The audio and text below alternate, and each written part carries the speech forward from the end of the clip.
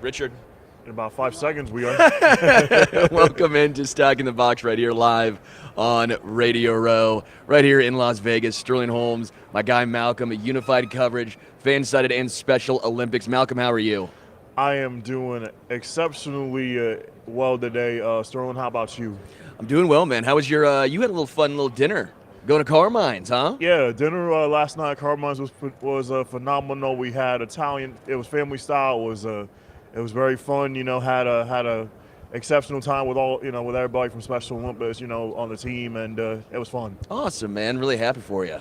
How's the U2 concert last night? Yeah, it was nuts, man. I went to the U2 concert at the Sphere, and unlike anything I've ever seen and probably will see ever again, it is the most futuristic. The best way to describe it is imagine having the highest definition TV that is all around you. Absolutely. And your chair moves, your chair vibrates. Yeah. You have sound coming every different angle. Oh yeah.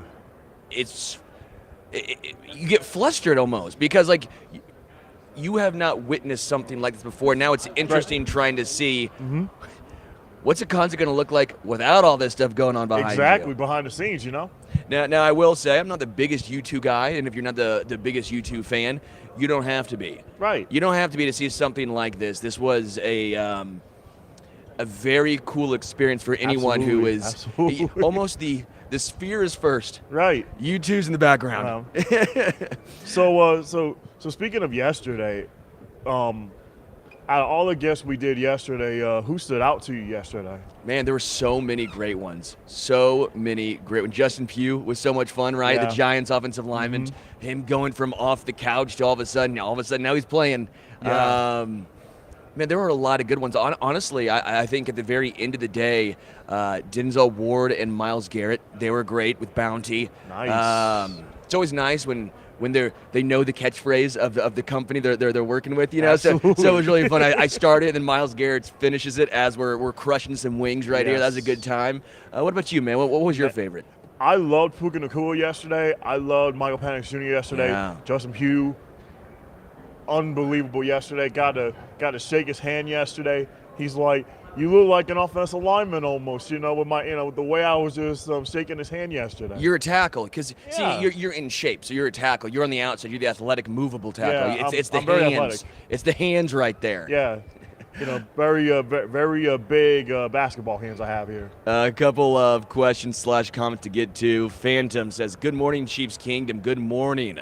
Jalen Butler says, "You two are doing a hell of a job. Keep it up. Love the insight on Media Row." Hey, thank you, Jalen. Always appreciate you. We have a whole bunch of folks coming your way today. We'll be joined by Mike Golic Sr. and Mike Golic Jr. Yeah, they'll be joining us around 8 a.m. this morning. Emmitt Smith will be joining us as well. We got Drew Brees on the docket today. We have Saquon Barkley, Lisa Kerney.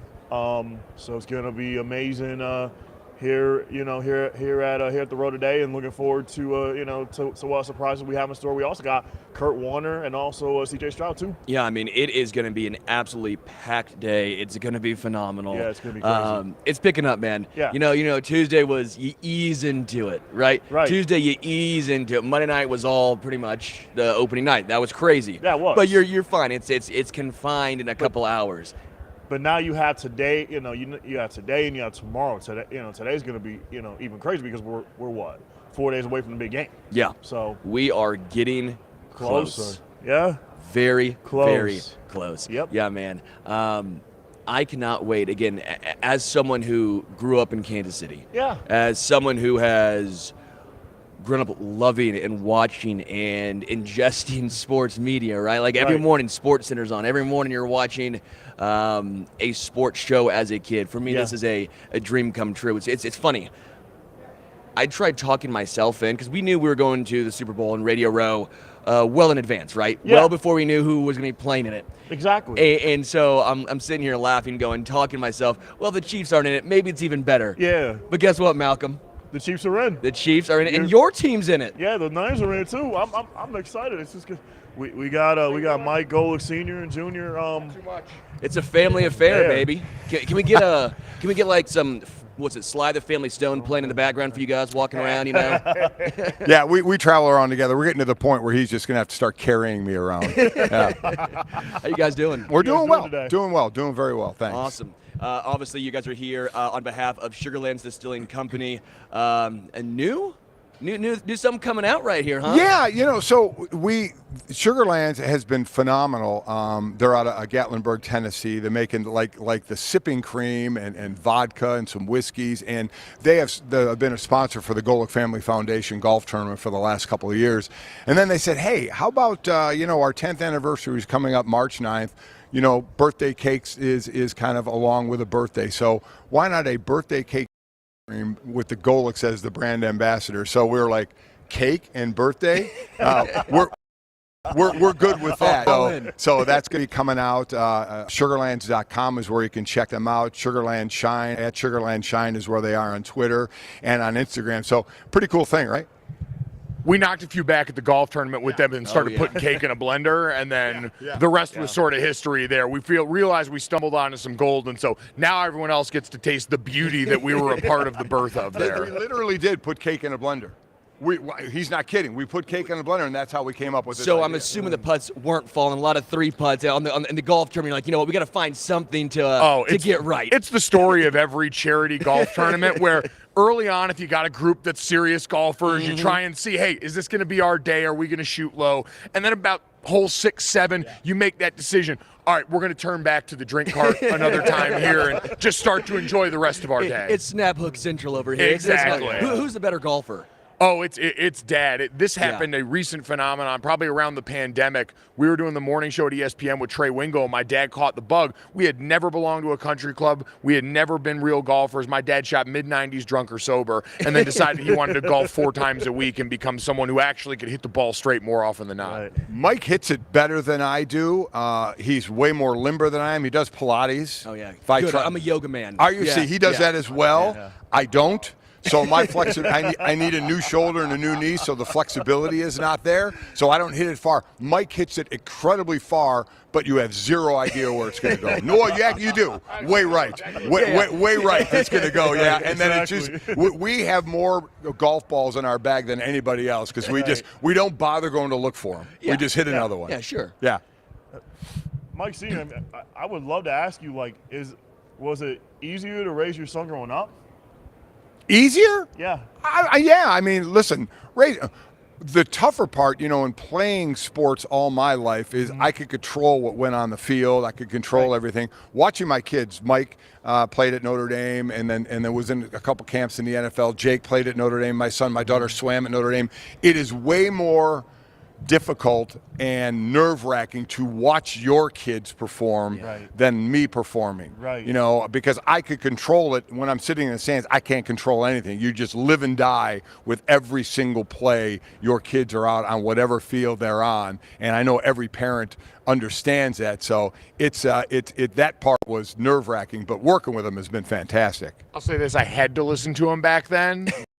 Now he doesn't sign the paycheck, so I have a little bit more Freeman leeway to work now. More autonomy now. He doesn't get to pull the line that he loved to pull back in the day, which was anytime I, sort of push back, he'd go, look up. You see that? That's the roof I put over your head. Here's what he didn't like, or Jake, is they would play their games on Saturday, and on Sunday I would take them down into our film room and we'd break down tape. They were like, Dad, we're in high school. What are we doing here? I said, listen, you have goals. We're going to do this and you're going to listen. So I can't wait to do it with the grandkids. Yeah, well, you guys are in your prime.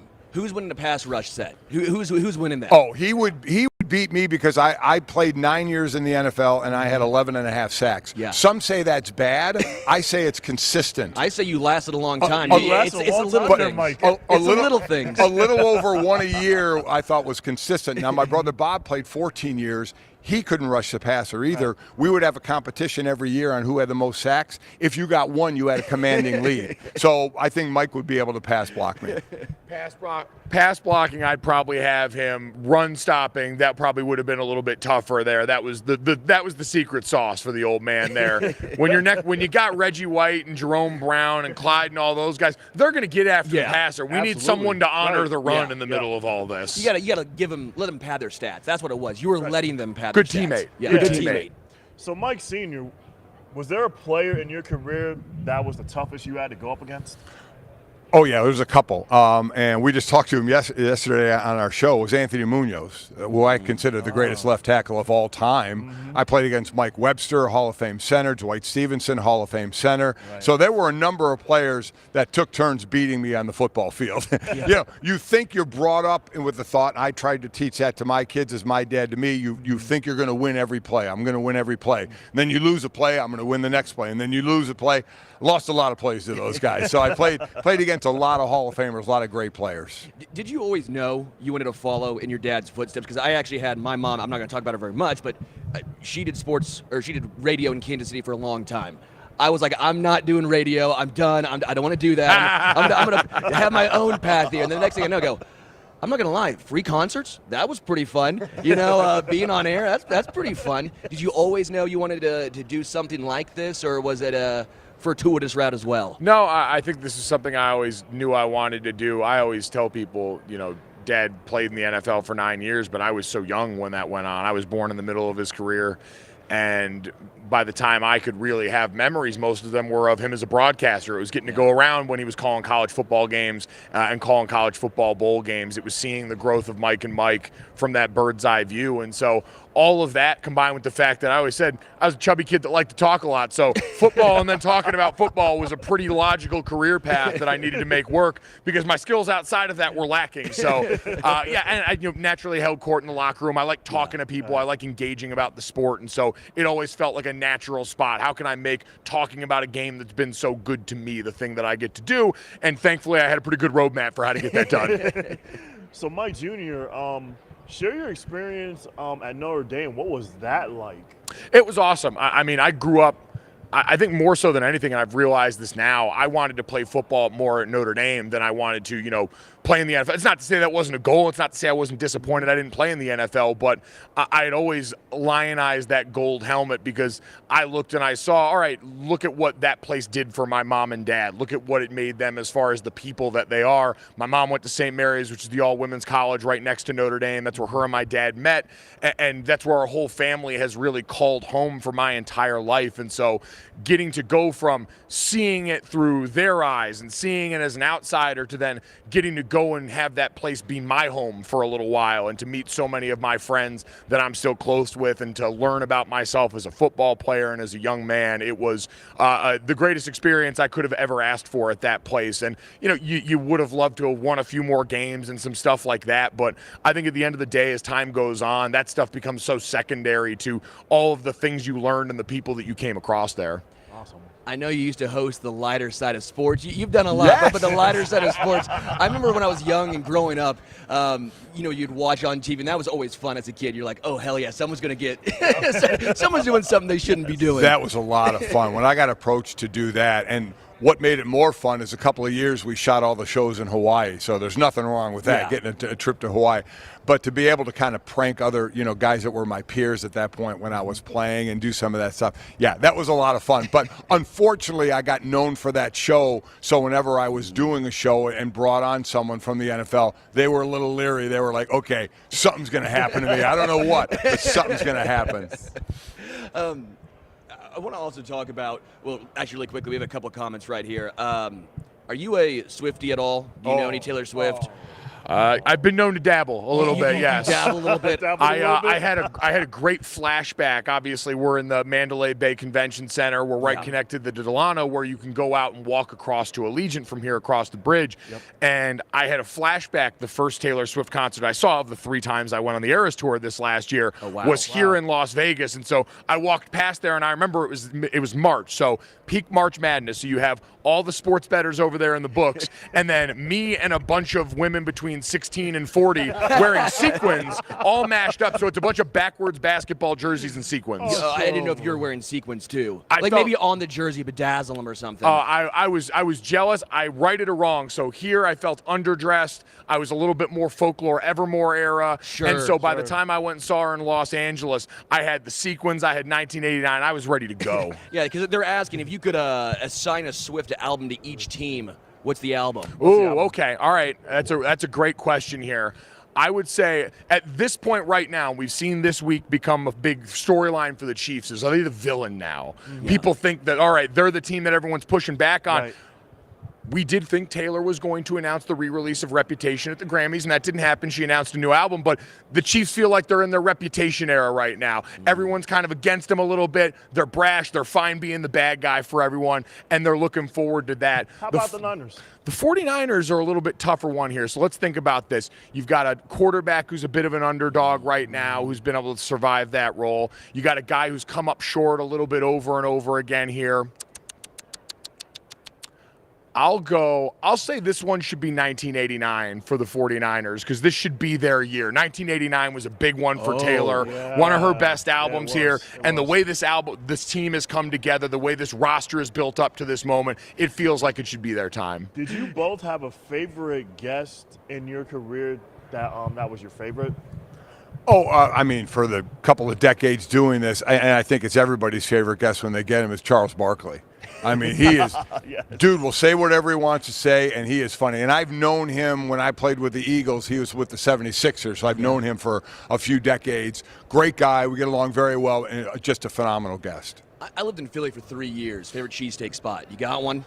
You know, Geno's and Pat's always talked about, but that's I know it's commercialized. I don't even remember the names of them, but there were more than a few that I rarely went to those two. Right, but we always stopped. There was one, and I don't remember, right by our facility before we would go to our away games, and we would get 8 or 9 Philly cheesesteaks and take them on the plane with us going to our away game. And then when I was with the Dolphins, my last year in '93, we went to play in Philly. Yeah. And I had a bunch delivered to our nightly meeting before the game for my Dolphin teammates. Sure. And so, yeah, a big fan. What about you? Favorite person you've interviewed in your career? So the coolest one I was a part of, and I forget if I was even like in on this interview or not, but when Dad and Greeny were still doing the show, they had Magic Johnson on, and I always say, there is no one that's ever made me feel cooler by proximity than Magic Johnson. People talk about that smile and him as the face of an organization. Magic Johnson walks in and daps you up and throws that smile. You feel like you are 10 foot tall and bulletproof in that moment. And I'll never forget the energy that he brought to a room was really larger than life. There is no other way to describe it. The coolest guest, a guy who just exudes it that we had on set, was Snoop Dogg. Just exudes a different, exactly. But he could just read a regular sentence and it's just cool. Yeah. So he was a lot of fun as well. As we look towards the Super Bowl, obviously, what are you guys looking at? You kind of pointed to the Niners finally getting over the hump here. Is that where you're leaning right now? That's not my pick. I picked against the Kansas City Chiefs in the last 2 rounds, and I got made to look like a fool. And so I said, no matter what happens this week, I'm not going to let that happen again. I think the Kansas City Chiefs do win this game. I know they're underdogs going into this one, and if both teams were to play their absolute best game that their roster's capable of, the 49ers would absolutely win that game. I just don't know if we've seen it, and I don't know if at this point now I can expect them to just pull that when the last few weeks have looked like a little bit more of a struggle. I think the Chiefs are a lot more sure of their identity in the postseason. They have become a ground and pound team that's going to win with defense and then let Patrick Mahomes slam the door shut when they need it most, and I think they're going to be able to get that done again. What about you, Mike Sr.? I can't make a pick. I'm working the game for Westwood 1, so I'll be working the sideline, so that would be very unprofessional to pick one, so I won't do that. Of course. But I do think that this game will be decided on the defensive side of the ball. I know we talk about all the offensive firepower and Pat Mahomes, but I think these defenses have been playing well. Maybe San Francisco against the run, not so much in the playoffs, but I think they can shore that up. So I go defense, gonna control this game.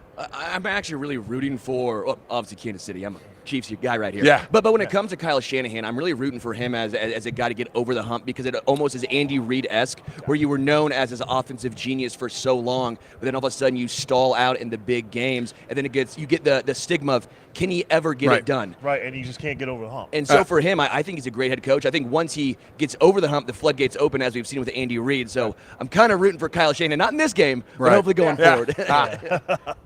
Kyle and John Lynch, I think, are both under pressure here. They have the best roster in the NFL, but they haven't gotten the brass ring yet. They haven't been at the top of the mountain, right. So I think they need to close that deal. Mike Golic Jr., Mike Golic Sr., again, with Sugarlands Distilling Company, the birthday cake sipping cream. I know I'm trying that one on the golf course. Again, does it help me not three-putt, or do you think the three-putts might come out if I start? I play much better after a whole lot of that stuff. See, everyone listening, that's what you do. If you're a bad golfer, you get the Sugarlands Distilling Company, boom, and you get the birthday cake right sipping there. cream, and you will play out of your mind.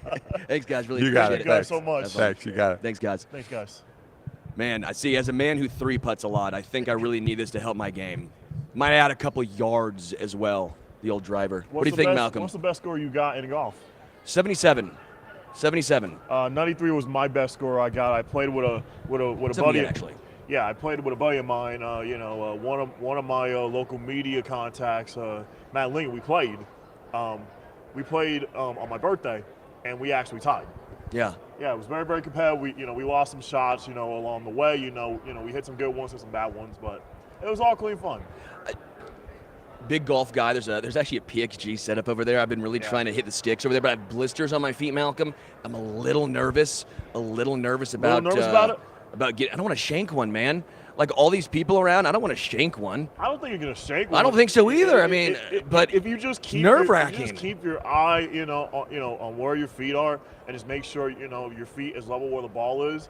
Then all you gotta do is just hit it up in the air. That's all you gotta do. Yeah. By the way, Savannah, thank you for that question about the Taylor Swift stuff. I had no idea that Mike Golic Jr. was as big of a Swiftie. Very interesting. Yeah. Very, very interesting. I was concerned that when he said, 1989, that he's going with the Niners, but it sounds like he can't go against Mahomes in the playoffs. Yeah, absolutely. Yeah. Question here from Shaun. What are their thoughts on Chris Jones? I apologize as far as their thoughts on Chris Jones, but as far as our thoughts on Chris Jones, you're going to have a lot on his plate, man. He's going to be double-teamed maybe every single play with the occasional triple team. Yep. When you look at Charles Omenihu going down, he was a guy who also won early.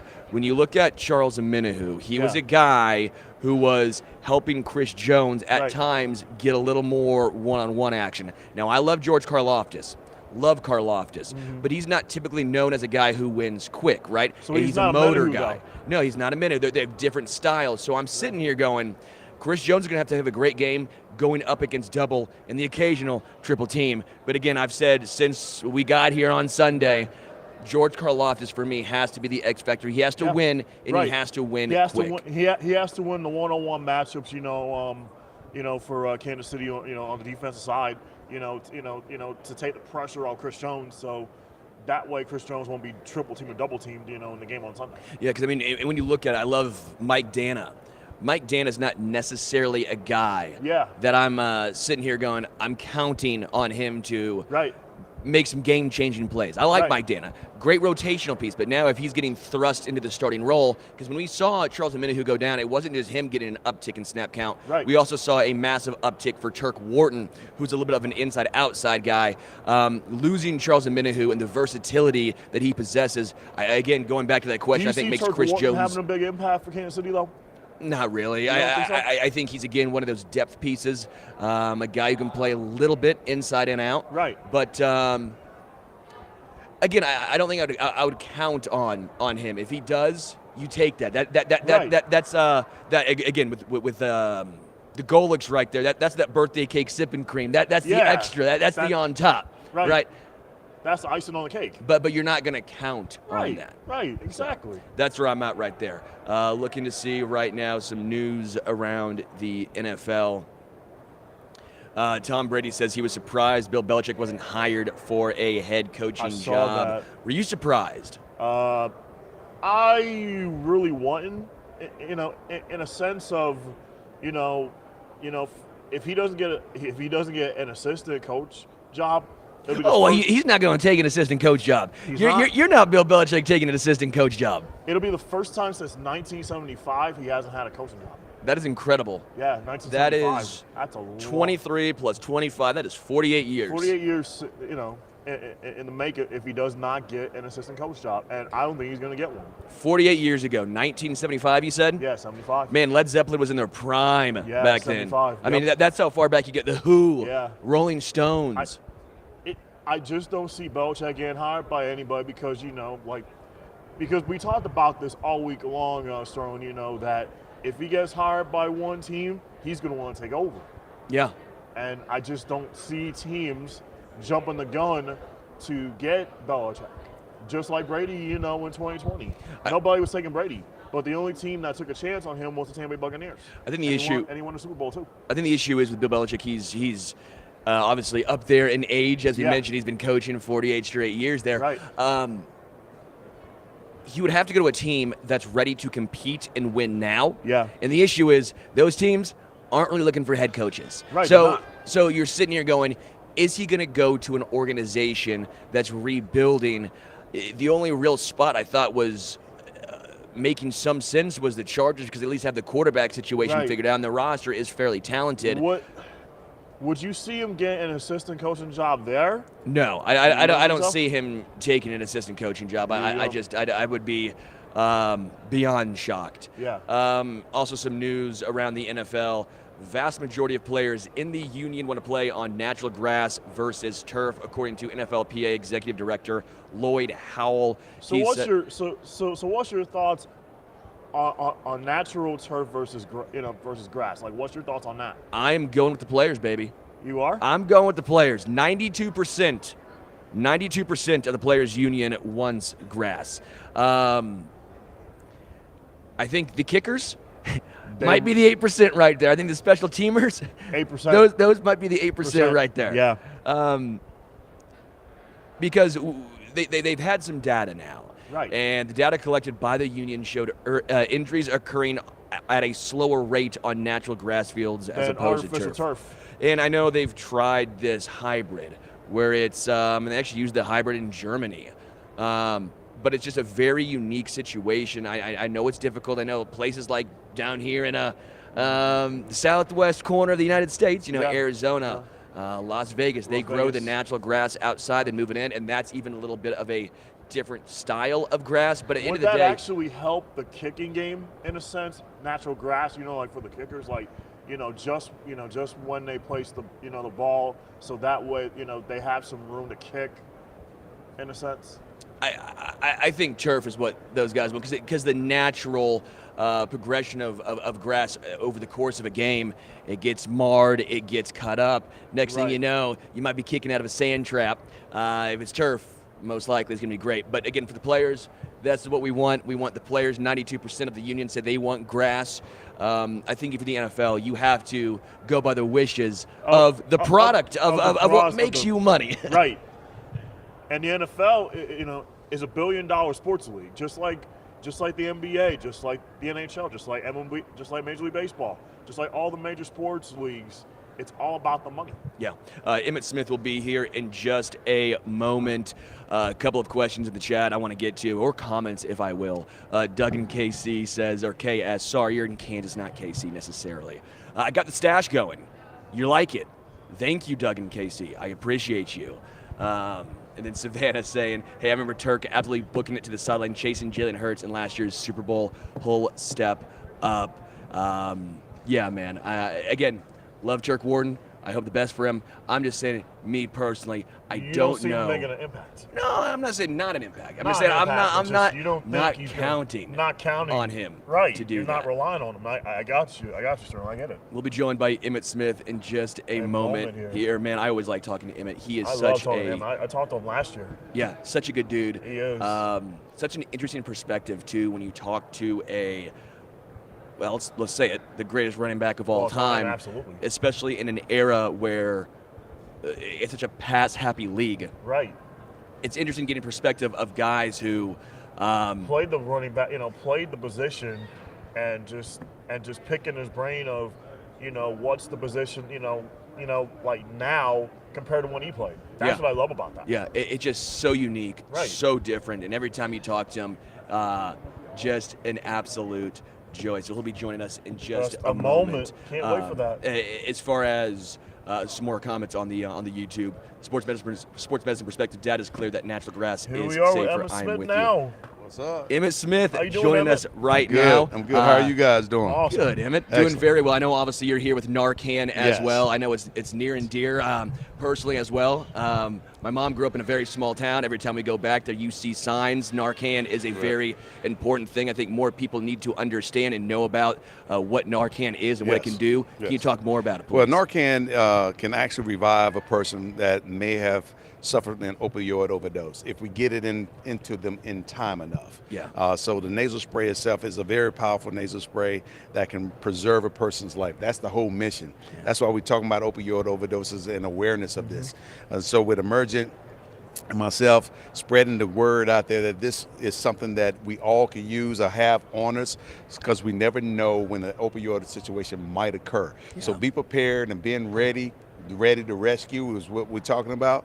That's what this is all about. It's about spreading awareness and making sure that people understand opioid overdose is not necessarily pill form. It can be fentanyl, it can be any of those things, which can hurt anybody accidentally or whatever. Yeah. But just being ready for the situation is really what we're trying to equip people with. Yeah. Emmitt, I want to ask you, in your career, who was the toughest player that you went up against? Toughest player, individual player? I would never say there was one individual player, because football is a team sport, and the Right. D-line is blocking for the linebackers to get to plays and all that kind of stuff. But for the most part, it was more about defenses. Yeah. When I went into a game against the Philadelphia Eagles in the early 90s, like 90, 91, 92, 93, I went into the game knowing that, okay, it's going to be a long day. forget my expectations of rushing for 100 yards or 125 yards. I got to settle on 70. If I get the 65, 70 mark, that's a win for me. Right. And so Absolutely. it's teams like that. Even against the Ray Lewis's teams in the early 2000s for me, they were a very good defense. Remind me so much of the Eagles in the early 90s, but they were just as good, if not better. So it was tough defenses. Junior Sal's defenses back in the early 90s was tough to run up against. And so there were teams that were very tough to run up against, but we managed eventually. That's awesome. What do you see from Isaiah Pacheco and his running style? It's a little unique. It's very aggressive.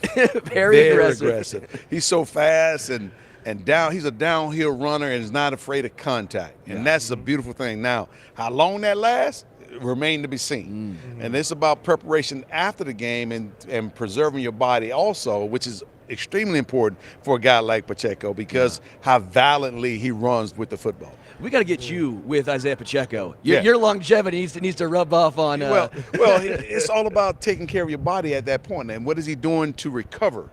And obviously the workouts and training and everything is a very important aspect of an athlete's career and longevity, but the recovery aspect of it is even more critical. Yeah. Absolutely, Emmitt. So I'd love to ask you this. What do the Cowboys need to do to find success in the playoffs?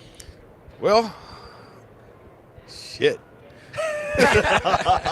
They need to do better. I mean, like, dang. I mean, that's a question. What they need to do is they need to get it between the ears. It's not about the Cowboys' talent. Right. It's not about that.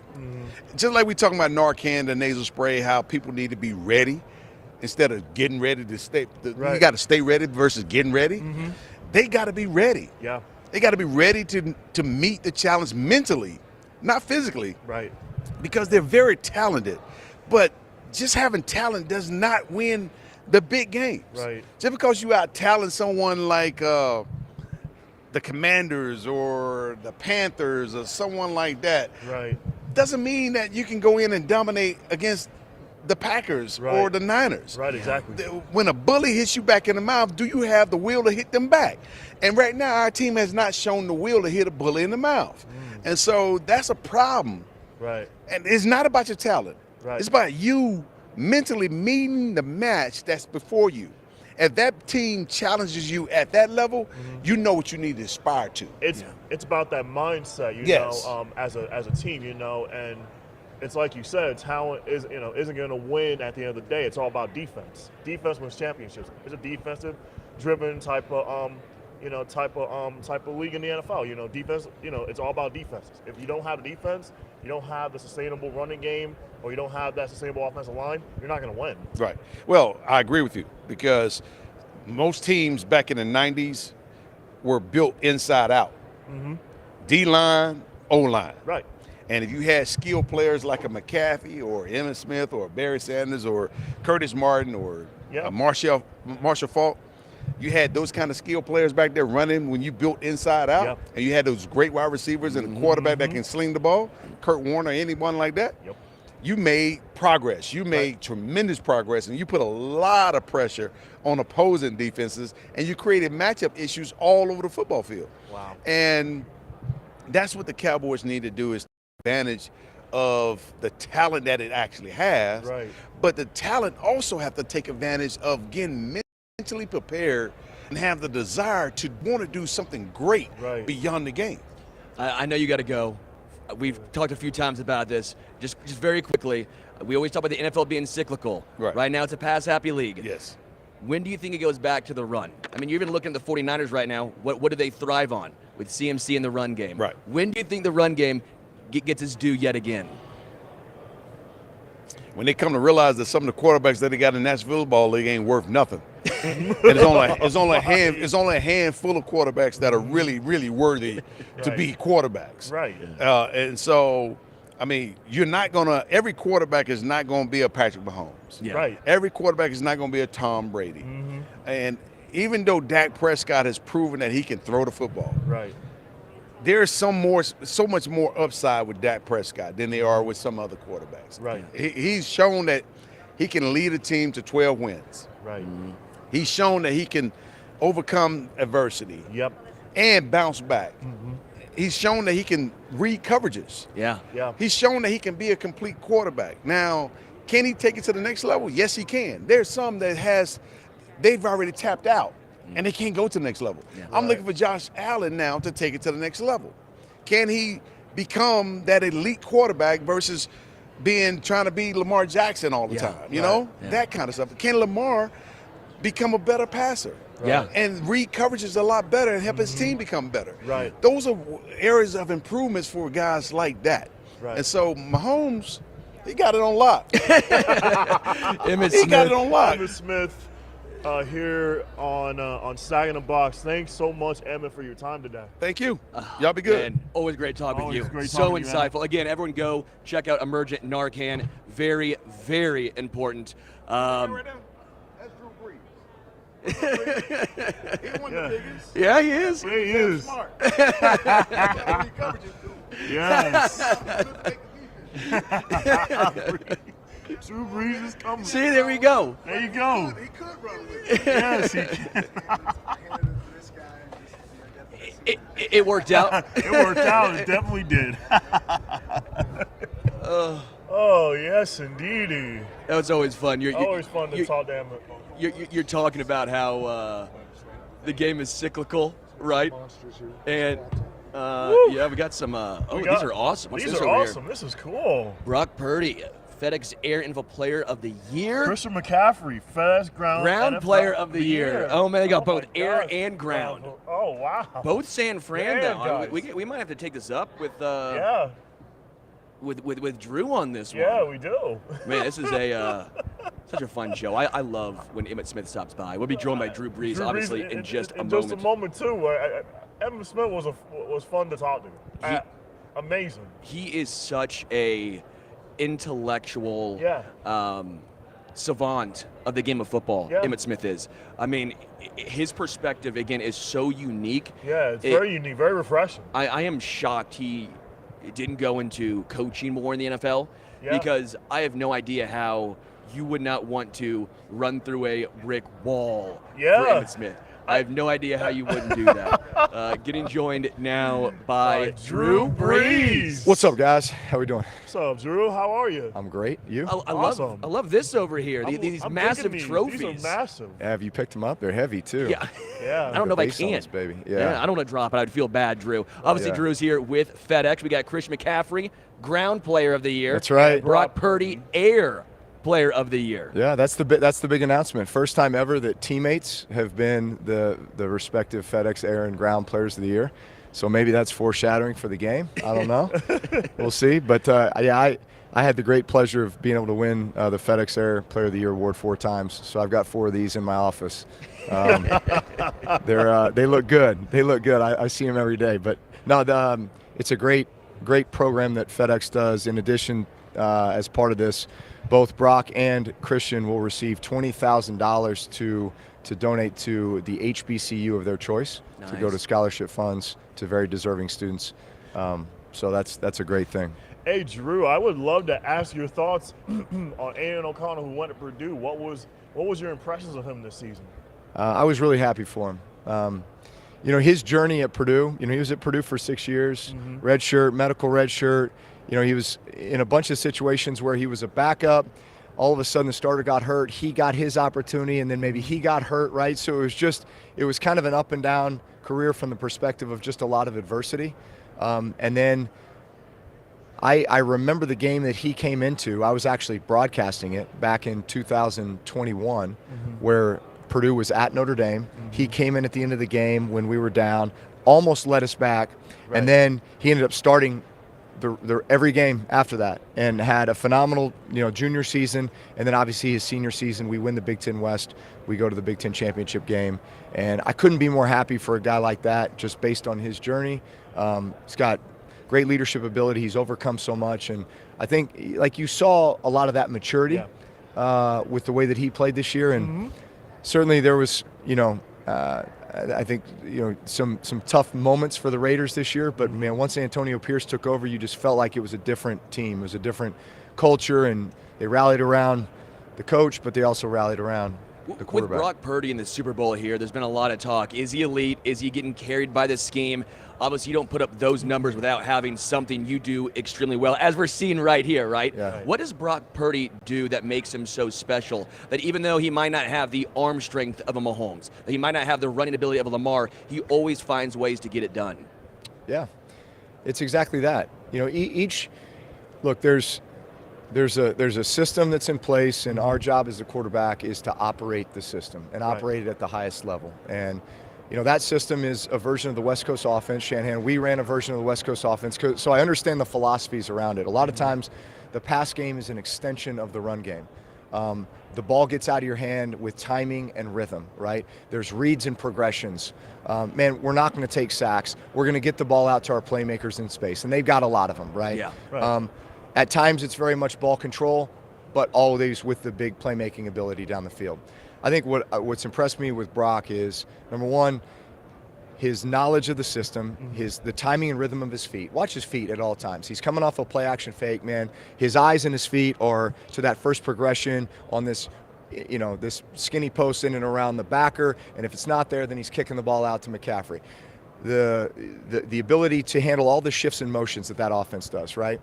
The thing that most impressed me about Brock, and I think maybe he didn't get enough credit for, was in this last game, he ran for 3 critical first downs in that game. Huge plays in that game that were really the turning point and defining moments offensively for them in that game, in my opinion. And that's not really his forte, and yet it was needed, and he did it. Man, Drew, speaking of Brock Purdy, I would love to ask you, do you see similarities in Brock Purdy's game to yours as well? Yeah, I saw a video recently where he was talking about modeling his game after me, which is obviously very, very flattering. I think obviously being undersized guys, being a bit of an underdog, chip on the shoulder, but you just have to play the game a little bit different. There's a premium on finding throwing lanes because we're not 6'5", right? We're not seeing over the line. We got to create our own lanes at times. Your trust and anticipation with the way that you throw the ball, because you're not the strongest arm guy, right? The rhythm that you create with your feet, right? At the end of the day, what do you want at the quarterback position? You want great leaders, you want guys with poise and intellect, and you just want guys that are competitive and love to win. And he fits all those traits. On the other side here, Patrick Mahomes, he's so unique. I mean, what he's done since he's come to the NFL has been spectacular. When you watch him, first off, do you ever see some of the throws he makes? You're like, dude, you shouldn't be doing those throws as a great quarterback, right? You're sitting here going, Mahomes, what are you doing? That. What are your thoughts on Patrick? So, I first time I saw him play, I was like, he's a baseball player, right? I mean, seriously. Yeah. Yeah.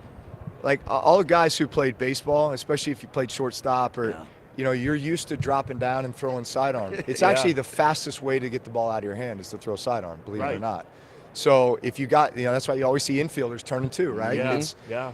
Well, that comes in handy playing quarterback, right? I mean, there's times where you really got to change your arm angle in order to find windows and get the ball through the line of scrimmage. A lot of times it looks like he's just having fun. Yeah. And it's like playing backyard ball. It's like, I'm going to look over here, get you leaning, and I'm going to throw it over here. And I may not even look over there when I throw it, But to me, that screams confidence, right? It also screams, man, I've been doing this a long time. I'm a multi-sport athlete, right? Nice. Yeah. Like, I know how to do this, right? and I know I can do it, right? And even if it doesn't work, guess what? I'm going to come back next play and try it again. What young receivers in today's game, Drew, do you wish you could have thrown to? Oh, man. There's a bunch of good ones out there. I mean, if we're just looking at these championship games, I mean, Deebo Samuel's such a unique talent, right? Because it's like anywhere you put him on the field, he's a threat, right? You could just be handing the ball in the backfield. Obviously, they try to, get it to him in space as much as they can. But run after the catch, I don't know if I've seen a guy like that. He's remarkable. Amon-Ra St. Brown, I love watching him play. There's just a competitiveness to him, right? And even though he's kind of undersized and, like as a slot guy, you just love guys who know how to work the middle of the field. Shoot, I mean, there's so many, but Rice is obviously having a heck of a rookie season. There's a bunch of good ones out there. Obviously, you won Super Bowl MVP, right? What's it feel like now back here at a Super Bowl on the other side of things? You're now on Radio Row, a little different feeling, huh? But do you still have those? You know what? I think I could go out there. And maybe give the team a little something here. Talking about playing? Yeah, absolutely. I mean, as a former player, and you've been there, you've won on the highest stage. Don't you still have some of those feelings come back? Yeah, no, you do. Like even moments like now, you're sitting here saying, okay, it's a Thursday. All right, what would I be doing in the week of preparation? Right, today's a third down day, right? So I'd be studying their third down nickel packages, their nickel pressure packages. I'd be visualizing, where I'm going with the ball versus this, what play am I checking into to try to get that big play. Right. I mean, all that stuff is still, you're just wired. You can't get rid of that. Yeah.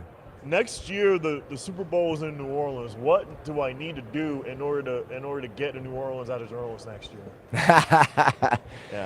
That'll be a good one next year. New Orleans knows how to throw a party, you know? They know how to put on a Super Bowl.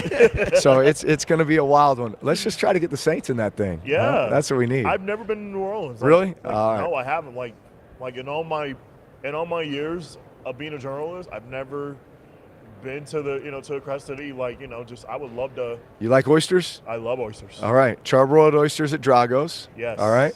You got like a shrimp po' boy? Yes, I love shrimp po' boys. Crawfish etouffee? Absolutely. Catfish at Chafalaya? Yep. Huh? All right, man. We're gonna take beignets.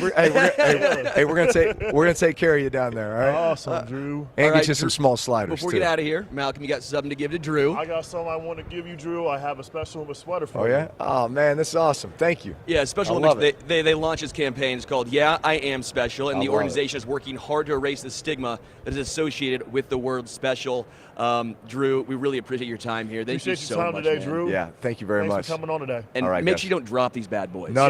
Hey, these things are heavy now. All right. Also, precious cargo. That's right.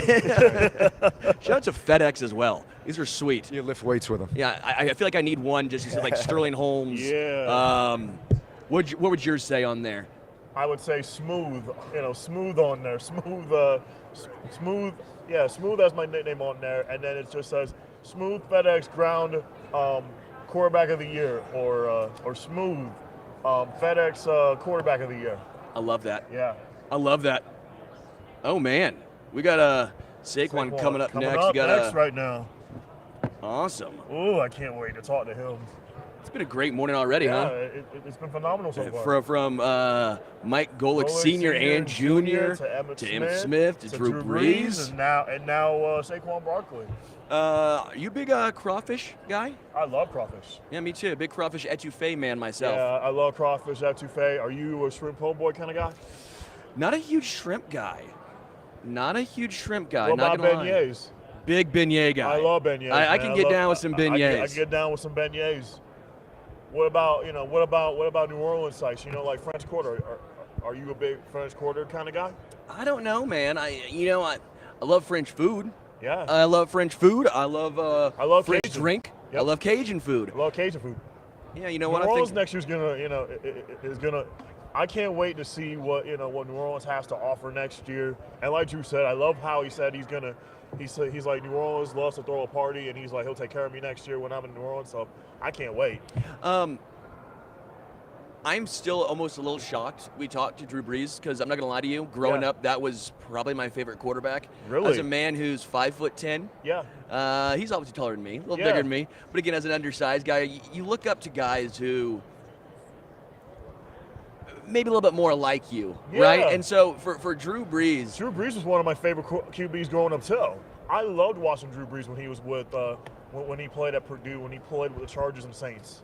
Yeah. Yeah. It's just I loved how he was able to dissect defenses so well, and I love the fact that I loved his response when he said, when I asked him what young receiver in the game today he would love to throw to, he said St. Brown of the Lions. Yeah, I mean, wow. I think I would too. I think Amon-Ra St. Brown, which is also a little interesting as he brought that up too. I think he still has that almost, I don't want to say chip in your shoulder because that's one of my least favorite cliches in sports. Right. But like, he still brought up again, Drew Brees brought up how he's undersized as a quarterback. Right. Then he brought up how Amon-Ra St. Brown is not the biggest guy. He's a little undersized. So he still brings it up, and it's fun seeing the comparisons, even years after he retired, still being a part of who he is. Cool. Yeah. If you ask me that question, the receiver I would love to throw to, I would love to throw to Deebo Samuel. Yeah, I mean, Deebo can do a little bit of everything. I would love to throw to him. I'd like handing the ball off so I don't get hit. How about that? Right. Who would you hand the ball off to? I'll hand it off to Saquon, who's going to be coming up next. Yeah, absolutely. I think Saquon's I would hand the ball to Isaiah Pacheco, honestly. Like, just hand it off to him, and just let him do his thing. Yeah. Man, that was so much fun. That was fun. Man. Oh, good. That Drew Brees was a joy. Was phenomenal to talk to. I mean, just man, and the trophies he had, for the FedEx ground and passing, Players of the Year. Them things are huge. I could lift those things, man. I mean, I'm strong. I do a lot. You are strong, Malcolm. Yeah, you're a yoked man. Yeah, I play basketball, so that would actually benefit me. Yeah. For me, I'd be nervous I was going to drop it on my toe. Oh, you'd be nervous. Yeah, picking those things up, I didn't want to drop that on my toe. Right. Would have been a little scared you there. You would be skirmishing in pain. I would be. Yeah. I would be. A couple comments here. Let's get to. It was Manning, Brees, McNair, Culpepper, Warner. That era was awesome. Well, we'll be talking to Kurt Warner a little bit later on today. So, Shaun, stay tuned for that. Shaun. Thanks for that. Here from Savannah says, all right, so Saquon went to Penn State. They just hired Andrew. I'm gonna blow that name. Andrew K from Kansas to be their new OC. Curious what Saquon thinks he would do in that offense. It's a great question. Might have a chance to get to that one. It's going to be tough. Don't know how much Saquon will know about KU football. Probably not a lot. Not a lot about KU football. I doubt it. He might not know a few guys. Nah, he probably don't. And as a Mizzou guy, I don't know if I don't want the answer of that. Right. He's going to be a great fit. Right. It's going to make me sad, yeah, man. It's gonna make you a little nervous, though, Shaun, a little bit. I can tell. It's gonna make me a little nervous. Are you a college fan at all? Do you have a team that you like? My team, believe it or not, has to be the University of Texas. Really? I like Archie Manning. I really think what Steve Sarkisian has done with that program is phenomenal.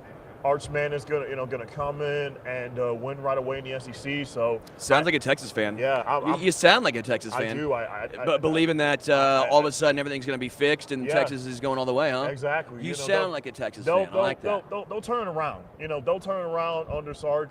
And I know in the SEC it's going to be tough, but they played in the Big 12 last year. It kind of prepared them to be in the SEC. So. They're going to get their chance to play Alabama. They're going to get a chance to play Georgia. They're going to get a chance to play Oklahoma. They're going to get a chance to play Florida. I'm telling you, they're prepared. I hope for your sake. That I'm right?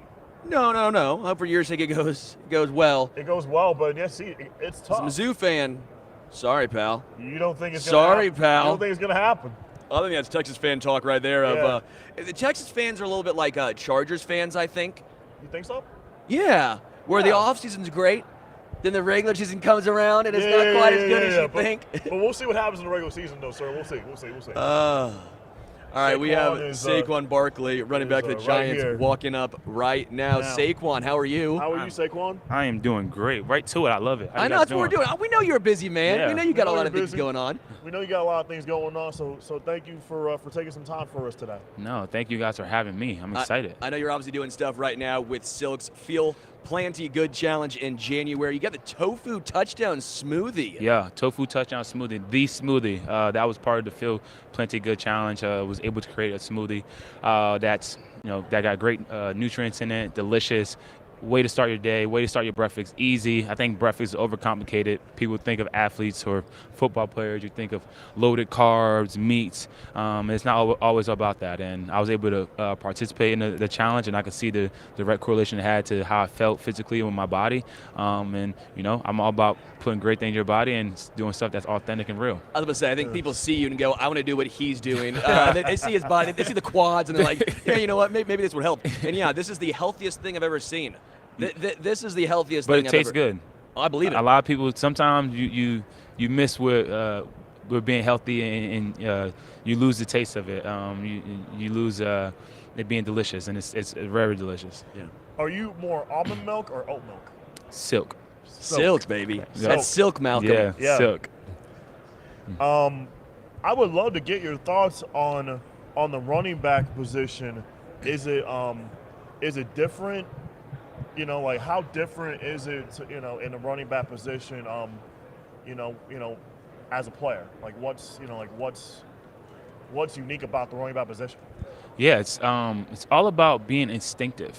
You gotta react. You gotta understand the scheme. You gotta understand what the defense is trying to do. Know who your offense and tight end and wide receivers blocking.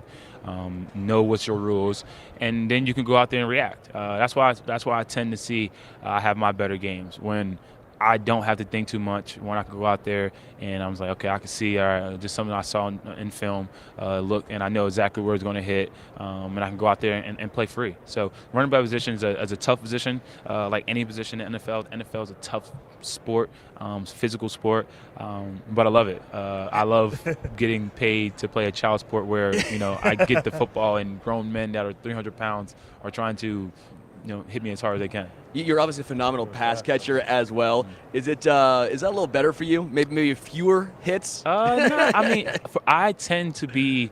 I think I've grown and developed in my game, especially over the last 2 years of being, a better inside runner. Felt like I always was really good, but it was more of popping off the big explosive runs. Now focus on taking what the defense give me and get them dirty, hard runs. But I'm pretty good in space. I think that's why I was able to get drafted so high, and that's where a lot of my success comes. So when you're catching the ball, majority of times you're put in space with a defender, and I think that's where my God-given ability takes over. So, Saquon, as a kid, were there running backs that you idolized? Yeah.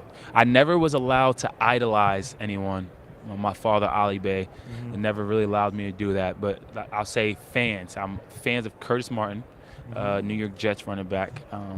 Fourth. He was fourth. Frank Gore passed him of all time in rushing. Barry Sanders is the greatest running back of all time, in my opinion. The greatest football player with a rock in his hand. All around running back, I'm going to go Walter, because catching, blocking. He was able to do all of those. But those three guys are the first one that comes to my mind. And Emmitt Smith, he was over there earlier. I mean, the career holder in rushing yards and touchdowns in the NFL. I think I'd be doing injustice if I didn't put him in my top. Yeah, we always talk with him, and I love bringing this up with him because when he played, the running back position was the prime position, right? Yeah. That was the position that was highly paid, all this. But we always talk about how it's cyclical, right? How the running back position is cyclical. Do you see it coming back fairly soon to be in a position of a very high value? Because you look in the Super Bowl right now, CMC is that guy. He's the engine that makes that 49ers offense go. Obviously, Mahomes on the other side, but you look at Isaiah Pacheco. He's the engine at times. They were struggling this year. Look at Pacheco. He's now the engine that turned that offense around. Do you see the NFL being cyclical and eventually going back to having the running back as this massively prime position? I think it's there right now. It's just the narrative you want to create. Yeah. That was the trend last year with running backs getting paid, and it's all recency bias. A lot of some of the guys that got paid in recent years either had an injury, got caught with a little injury bug, or didn't have the same level of success that they had in prior years. But that's every position. That's every year. The NFL's hard. That's why it's rare to see guys consistently do it year after year after year. It's a challenge. It's a challenge to do that. But yeah, I do believe it's recency bias. The running back is a key dominant position. San Fran Christian's a focal point of why. They're in the Super Bowl.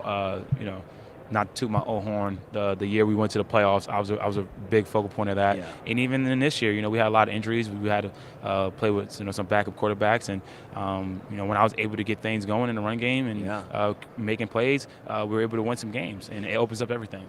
What's the toughest part about transitioning from college as a running back to the NFL today? The toughest part, I would say, is just in college, my coach Huff, he always tried to prepare me to think like a pro. So I always had to step up there because I had a great coach. But it's just understanding the scheme, understanding not just running inside zone, like knowing who we're blocking on inside zone, or not just running outside zone, knowing like, all right, who's the read on outside zone. That's probably the biggest thing. You can get away in college of just reacting because you're probably the best player on the field or most athletic player on the field. Don't get like that in the NFL, and they get faster and stronger and better every year. So you got to be a little more. You got to have a little more education on the game and on the mental side of it. What does a week-to-week look like basis in the NFL for you and a running back, obviously, because you mentioned you take a lot of hits. You get the rock 20, 30 times a game. You are getting beat up game in and game out. Then you have to get ready next Sunday to do it all over again. What does a week look like for you, just the process of getting ready for that? Yeah, it's all about getting the right things in your body right from the start. Giving your body time to recover. Also getting an active recovery in, meaning getting the lift in, getting a workout in, and then build throughout the week. Stay on your training, stay on your regimen. I have so many doctors, so many PTs, so many massage, all that good stuff. I invest in my body a lot. So that's really the week. Started off right after the game. How can I get right back? And it's weird, there's games you can touch the ball 8 times and be more sore than you touch the ball 30 times. It all depends on the team you play. All depends on just the nature of the game. It's really weird. But hardest hitting team then? Hardest hitting team last year was the Houston Texans. For really? some strange reason, they were like, I remember the first couple of plays. I was like, I ended up having a really good game, and I had like a lot of rushing yards. But I remember I was just like, those boys came to play today. They're hitting. So that's like the first team that came to my mind last year. Obviously, Saquon Barkley is here with Silk. By the way, Silk is very good. I actually use it myself. My fiance uses it as well. We love Silk. And make sure you check out Saquon's Tofu Touchdown Smoothie. You want to look like Saquon? You can't, but this might help at least a little bit. Saquon, really appreciate it, man. Really appreciate you taking a chance to chat with us today. No, thank you guys. Thank you. I had fun. Thanks, man. And good luck next year as well. Appreciate that. Thank you. Thanks, man. Saquon Barkley right there. I'm not going to lie. This tofu smoothie looks pretty darn good. Almond milk, banana, frozen pineapple, spinach. tell you right now, that would for sure be the healthiest thing I have ever eaten. Oh. Ready for Maxx Crosby. Maxx Crosby now How we with doing? maybe the greatest shirt I have ever seen. I'm loving the shirt, Maxx. I appreciate it, brother. That's Absolutely. phenomenal. Thank you. Obviously, you're here with Papa John's as Yep. well. What are you doing, your partnership with Papa John's? Yeah, you can go to Vegas-style pizza at papajohns.com. We have a pizza of $58,000 in cash. You got to enter on that website to have a chance to win. You have it up until the 9th. So Papa John's a great partner, and you definitely got to sign up and give yourself a chance to get some cold hard cash. Love that. Is it the worst case scenario that it's the Niners and Chiefs?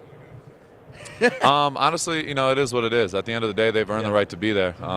It's respect at the end of the day. We obviously don't like them, but it is what it is. It gives us more motivation. For us, we want to be in those type of games. So it just adds more fuel to the fire. Right.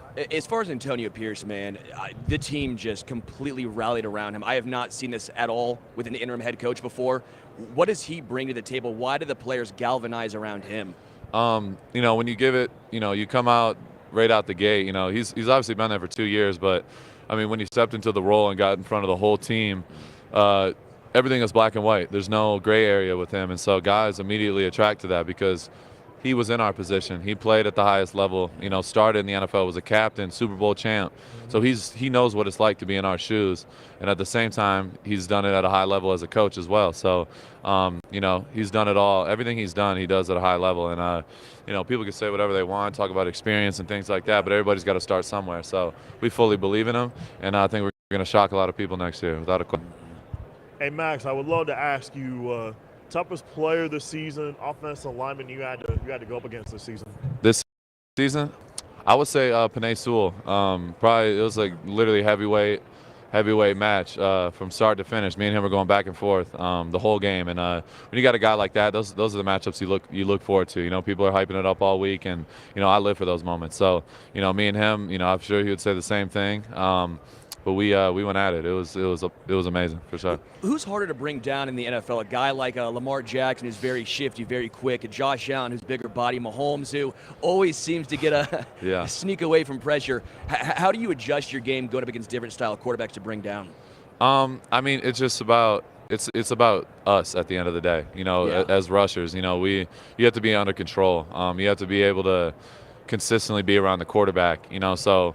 It's repetition. It's every single day. There's all different types of quarterbacks, like a Lamar Jackson. He's super quick, but he's lighter. Josh Allen's big as hell and fast. So I'd probably say like the toughest one is probably Mahomes and Josh Allen. As far as trying to get down, Mahomes not going to give up on a play, and he's like deceivingly athletic, and he's shifty. So and a guy like Josh, like he's like a DN playing quarterback. So guys like that are just they're unique in their own way. Your Mount Rushmore of players, Maxx. Mount Rushmore, my top 4? Yeah. All time? Yeah. I would say you got to put Reggie White, Lawrence Taylor, Deion Sanders, and Barry Sanders. Awesome. I find this very interesting. We do a lot of stuff with Chiefs, obviously. Every single Chiefs fan I've ever talked to loves you. The fact that you have the respect of all these fans around the NFL, regardless of team, it's transcending. You don't have that with hardly any other player, with any other team. What does that mean to you, having the respect that you've garnered that from literally all 32 fan bases? It means the world. I came into this league wanting to be in a position that I'm in. And the thing is I'm the farthest thing from satisfied. I know there's another level I can be at. I know this is only the beginning for me. So it's ultimate respect. I know when every team in my division is constantly tweeting me on a daily basis, talking mess and things like that, that means I'm doing my job. Because if they didn't hate me, then it means that I'm not doing enough to piss them off. So it really, it's ultimate respect. And, it is what it is. For me, I want to be able, I've talked about it before, but I want every quarterback, every running back, every O-lineman, when they go into an interview, when they're asked who's the guy you hate playing against the most, I want to be that answer every time. So I definitely still have work to do, but it's only the beginning. It gives me more motivation. I love what I do. Like, this is the only thing on earth I'd rather, I want to be doing. I've dreamed about it since I was a kid, and I've put in the work, to get here. I've had to earn everything I've got. So I'm beyond grateful. And I come from, I was a 2-star recruit, had one offer. and had to work for everything I have. So now that I'm here, I still, I understand what it took to get here, so it makes you appreciate it more. I want to get you out on this, Maxx. Chiefs and Niners. Who's your X factor outside of Purdy and Holmes and Mahomes? I like that. Yeah, I think it really, both really good teams. Both great defense. We don't talk about the Chiefs' defense, enough because of all, Kelsey and Mahomes. They get most of the shine, but their defense has been great all year. So honestly, I think it really comes down to who rushes the passer more effectively. For the Chiefs, you got Chris Jones, one of the best 3 techs of our generation. Yep. Karlaftis has had a big year. A lot of guys that can go. Mike Dana, another Matt guy. He was at Central Michigan when I was at Eastern. Hell of a player, doesn't get talked about enough. They got some guys that can go. So I expect the Chiefs to get after it up front, but also, you look at the Niners, they're loaded up front. So Bosa, one of the best in the league. You got Armstead, Hargrave. They just got 8 guys that can start on any team. So it's really going to come down to, who takes over the ledge. And honestly, I expect Chris Jones to have a monster game and be the maker and get like a strip sack and cruise in a crucial moment. And that's what I was saying, Chris Jones. I'm like, Chris Jones is going to make an impact. No doubt. I was saying that like it just came to mind to me. All right, before I let you go, final thing here. Do you remember your first career sack? Of course. Do you know who it was against? Yeah, Chase Daniel in London versus Chicago. My 5th game of my career, my first start. So, or actually, it was after that game. It was my first start, but that was like the second game. I started I went out there. I had majority of the game. So Chase Daniel, Chase Daniel, Missouri quarterback. Yeah, former Mizzou quarterback. He actually went to South Lake Carroll, a rival of mine in high school. So I've known about Chase Daniel. He's older than me, so I was a young kid, but I seen him. He was like a superstar in high school. I went to Mizzou, so I knew that answer right there. Yeah, that's crazy. Hey, Maxx, really appreciate the time, man. Also, shout out to Papa John's. Favorite pizza? What's your go-to? My go-to, I know it's probably going to rub people or make people look at me a little bit sideways, but I get mushrooms, onions, sausage, chicken, Alfredo sauce, thin crust. Don't judge me. Hey, Maxx Crosby, man, really good luck to you, man. Thank you. Really appreciate it, Maxx. Oh, that's great. That's a wild pizza order. Wild pizza order. What toppings would you have on yours? I'm a pepperoni man. I have different styles. Pepperoni and jalapeno. I actually have a TM. Pepperoni, jalapeno, pineapple. I call it the Honolulu Hot Lips. Yep. You like that? Yep. A TM. Mine would be pepperoni, bacon, Alfredo sauce, and barbecue chicken. That's also a good one. Sometimes I get a little frisky with it and go Greek with it. Sometimes I get the Kalamata olives, the green olives. Exactly. It's really good. It is. Man, Maxx Crosby was amazing. Can't wait to do Shaun Alexander coming up next.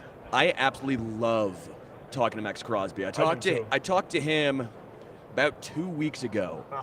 And that guy is the epitome of old school Raider football. Yeah. But you respect the heck out of that guy. I respect Maxx Crosby so much, and I know everyone in the chat as well.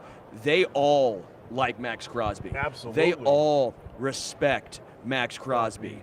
I know a lot of y'all in the chat, some of these questions I have asked before, so that's why I did not bring them up.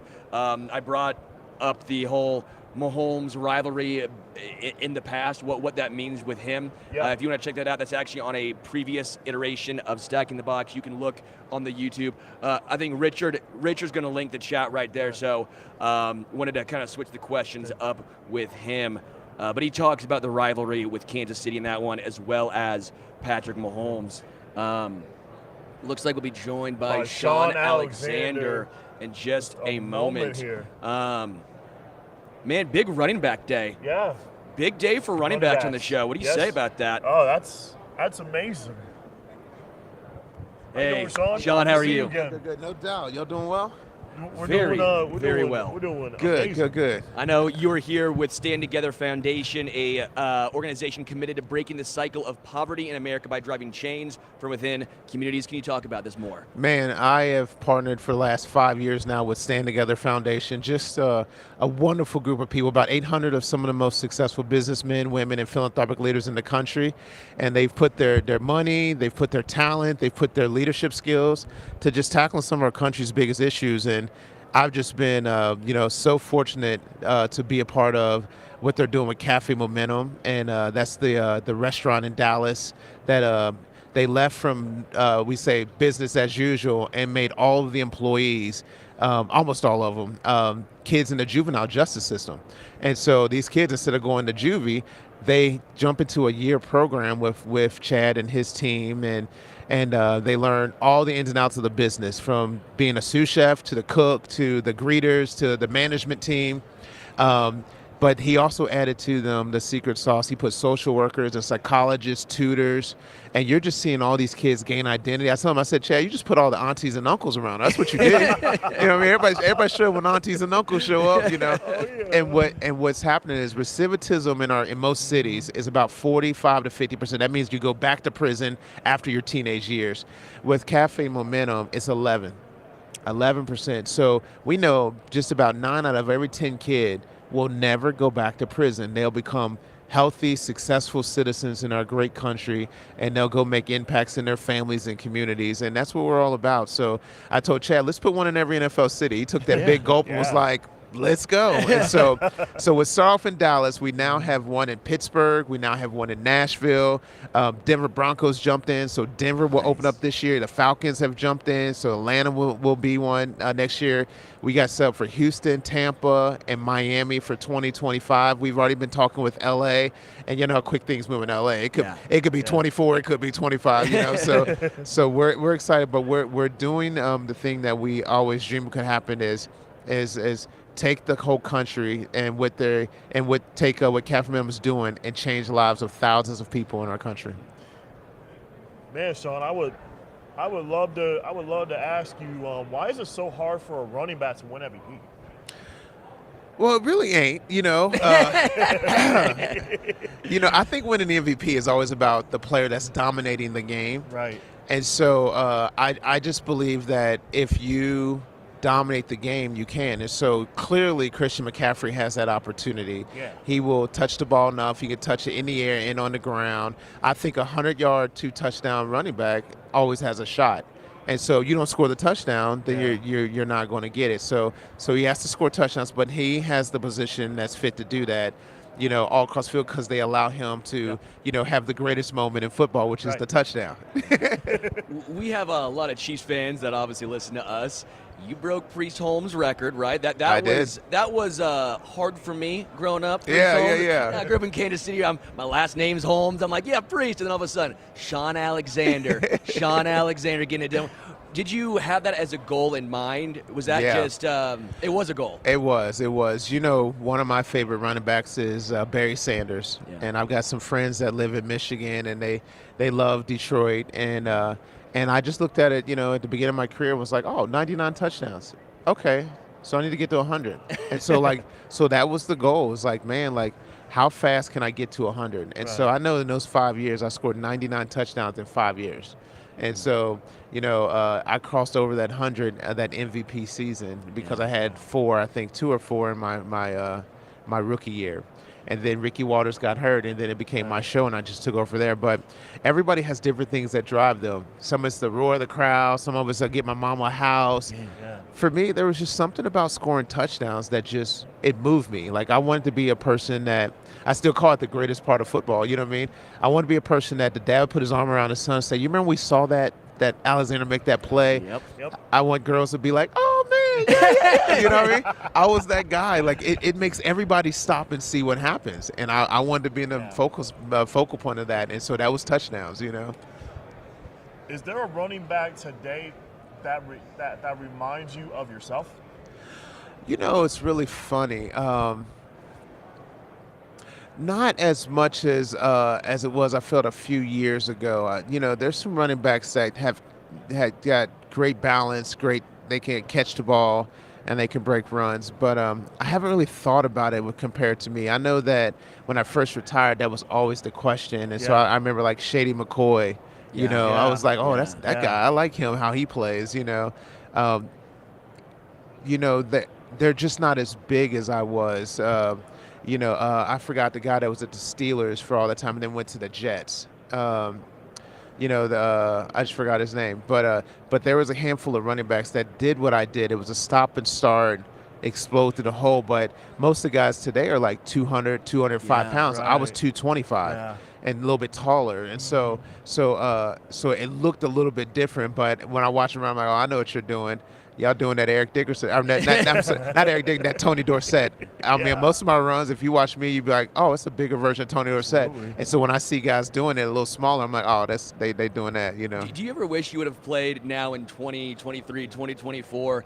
Obviously you did have a lot of receptions earlier on in your career as well. You'd be getting even more, again, your style would be a complete different style. Yeah. Right? It's like Derrick Henry, but also add the pass catching ability into it. Would you ever think about that playing in today's era? When I start off, I was catching the ball so much that it was just building up carries and touches. Yeah. And so they had to figure out how to do it. So they said, well, maybe if we take him out of certain situations, he went through. So I was a great safety valve, throw a 2-yard pass and goes for 60 yards, but they knew they had to find ways to not have so many touches. And so I had to finally agree with that. Shaun Alexander, man, really do appreciate it. Again, Stand Together Foundation, Cafe Momentum. Yeah. We got to get one in Kansas City. Yeah, it's going to be great, man. We're doing some really cool stuff in Kansas City also. The Care Portal is going to be amazing there. And I'll say if you guys want to look up anybody in Kansas City want to check it out, go to cafemomentum.org/Super Bowl. Super Bowl. And come check us out. Yep, come check us out. Awesome, Shaun. Really do appreciate it. Bless you guys. Thanks for breaking my heart and breaking it when I was a younger man with Brees Holmes. Madden 07, Yes. I love Madden. I will see y'all later. Hey, take it easy. Take it easy, Shaun. Thanks. Shaun Alexander. I think Kurt Warner is coming up next. Oh, man. Wow. I need to get into this Bingo Blitz thing that he's coming up. I'm excited to talk about it. Talk to Kurt Warner. Another guy that broke my heart out as a kid because as a Kansas City guy, St. Louis, Yeah. It's hard for me. Now I wonder what about Larry Johnson? He was a running back for you guys also. Don't forget about Larry Johnson. Oh, he didn't break my heart. I love Larry Johnson. Right. Well, he kind of did towards the end of his career. Then the whole money thing. And all right, joined now by Kurt Warner. How we doing? Awesome, Kurt. Phenomenal. Awesome. Good to see you guys. Obviously, Kurt Warner, Big Game Blitz. This is pretty darn cool. Bingo Blitz is going to offer $1 million to a lucky gamer if the record number of sacks is broken. I love it. February 11th. Well, I'm not playing in the game, so I hope the record for sacks is broken. I would have never wanted it against me, so that's hard for you. That's why I'm promoting it right now. But I don't know about you guys. I played bingo growing up. Did you guys play bingo growing up? Oh, yeah. I used to go to the church, and there was nothing better than having that bingo moment where you get it, you're screaming bingo, you get to take home $25 or whatever it is. But I feel so much about, Super Bowl is like that. Yeah. Somebody's got a bingo moment every year. I was fortunate to have my bingo moment. Unfortunately, I helped some other guys have their bingo moment, so that wasn't great. But we're going to have somebody have a bingo moment or some guys in this game. But so we tied it into Vegas, my background, those bingo moments. So download the Bingo Blitz free app, sign up for a free account, and then if one of these defenses breaks that record, 8 sacks in the Super Bowl, 7 has happened 4 times in the Super Bowl, but 8 sacks happens, then somebody at home gets their bingo moment. They get to raise that card and win $1 million. So having fun with it, taking the Las Vegas theme. But hopefully, again, not that I'm wishing these guys to get sacked 8 times, but hopefully somebody goes home with that bingo moment. Which team would it be? Who do you think has the better odds? I could see it both ways. I mean, because you got the 49ers who we know can get after the quarterback, although, Patrick's so good. But I could see that happen. I could see that the Chiefs defense is really good too. And so if the 49ers are down late and they got to throw the football, they got some guys, 2 really good defenses. That's the crazy thing is that, you look at it sometimes and go, is that really possible? Well, 8 sacks has happened at least 5 times this season. Yeah. And I think we got 2 good defenses that have a chance to do it. So, you never know. I hope somebody has that moment. Awesome, Kurt. When you were bagging groceries 30 years ago, did you ever think that they would make a movie about you? No, of course not. When I was begging, when I was stocking shelves and doing that sort of thing, you never think about that sort of thing. At that time it was just like, I just want another shot to play in the league. I just want a chance. And the crazy thing about it is that, for so much of my journey, I would have traded my journey with anybody else. Like, I want a different story. I don't want to, have to go through, these different things. And now it's funny that I look back on it now and I go, man, I love that I've got a story that nobody else has. Right. That I've got a journey, that they were able to make a movie about me that's been able to inspire and encourage a lot of people. So it's crazy how life works sometimes. You don't you have a plan and the way you want it to play out, but sometimes another plan is a little bit better. Yeah, you waited and all of a sudden it's the greatest show on turf. Yes, it was some good times, some fun moments, that's for sure. Can you walk us through those teams? Because those were, at least for me, the first Super Bowl I remember. Yep. Was you. Okay. So congratulations. You're in my memory now. Sure, I love it. First ever Super Bowl win, obviously. But what were those teams like? I mean, they were so spectacular. You guys were breaking records, so fun, and quite frankly, it almost ushered in a new era of football, if you will. I mean, that's kind of how I feel. I think that's how we feel as a team. That was kind of exciting about it, is that, it was fun for us to play, but we showed people you can play the game differently. Before that, it was more about running the football and throwing when you had to, and we kind of said, hey, you can throw to win. Like, you can have fun, and you can spread it out, and you can do this fun and exciting brand of football and still win football games and win championships. And so I think you're very much right that the NFL we see now was kind of ushered in by what we did. Now they've changed some rules. They've made it a little bit easier for those offenses. But it's more exciting. It's fun. It's fun to watch the ball being thrown all over the place and big plays being made all over. And so I think we take great pride in not only what we were able to accomplish, but the fact that we did show kind of the world in the league that there's another way to do it. There's a fun way to do it that doesn't mean you just have to hand the football off. And, it has morphed into what the game is now. Talk about the Iowa connection with you and Brock Purdy, Kurt. Well, a little Iowa connection, a little Arizona connection. He grew up in Arizona. Yeah. So I've known about him, and I've known him for a couple years now. And then, as you said, the Iowa connection. There's always a great connection when you have people from Iowa. Iowa is so great. Great values, great people. I didn't like Iowa State when I was growing up, though. I was a Hawkeye fan. Right. But you pull for, guys that whether it's the Arizona kid, I'm pulling for him, whether it's the Iowa kid, whether it's the guy that was drafted late, like the undrafted guy. I mean, there's so many different connections and reasons why I'm pulling for Brock. He's been great in his 2 years. I want to celebrate what he's accomplished. I don't know why we have to keep trying to put him in a bottle and say, well, he's not a lead or whatever. He's been great for 2 years. He's in the Super Bowl. Celebrate his journey because, again, I think there's a lot of people out there that say, well, I'm never going to be as fast as Lamar Jackson or I'm not going to be as big as Josh Allen. So can I play this game? Can I do it? And Brock's going, hey, I'll hold the torch for all you guys that aren't as talented, that aren't as fast, that aren't as big, and say, you can still accomplish your dreams. You can still get to the Super Bowl and do those sorts of things. So I love that we have different storylines. We have different guys, different backgrounds of guys that are playing at the highest level and playing in this Super Bowl and, kind of going back to the theme. I hope they all have their bingo moment. I hope Brock has an unbelievable game and kind of set himself apart in this one. In regards to the other side here, Patrick Mahomes has been here multiple times now. He keeps finding ways to get it done. All of a sudden, he turns it on in the playoffs, regular season. A little bit of a struggle this year. We're all wondering what's going on. Playoffs come around, 0 turnover-worthy throws, taking care of the football. How much of that just comes with being here time and time again, how he understands that maybe the regular season that can be more aggressive, might be an interception, playoff time, that ain't going to happen. Well, it's about playing your best football in those moments, and it's about understanding what you need to do for your team. And I think that's maybe been the most impressive thing about Patrick is that here's a guy that set all the records. Here's a guy that's used to throwing the ball all over. He's used to scoring 30 points a game, and now you say, hey, we just need you to score 20 and don't make any mistakes. To change that mentality, I mean, I was a gunslinger. I threw a lot of interceptions. I didn't care. I was going to pressure the defense. That's how I played. And so, when somebody tells you got to pull back now and you got to play differently, that's a big, shift in the mindset. But Patrick's been great. He's made the plays he's supposed to make, but he understands, hey, it's okay to punt. It's okay for the defense to be the star in this game, and that's not always an easy thing because we all have egos, right? Yeah. We all want to be the star. I want to be the reason that we win, and Patrick has kind of taken a back seat to that, and it's been really impressive to watch because when you have great players that understand and can win a lot of different ways, you know, you sit back and go, man, how are we ever going to, you know, if he can win by not turning the ball over, he can win by making no-look passes, he can win by throwing for 400 yards or win by throwing for 200. It just makes it harder and harder on all those other guys that are going, okay, how are we going to knock this guy down? How are we going to knock him off that pedestal? It's an amoeba. Can you just change? Yeah, exactly. I want to get you out on this, Kurt. I want to ask you, who was a team or a player that was really difficult to go up against in your career?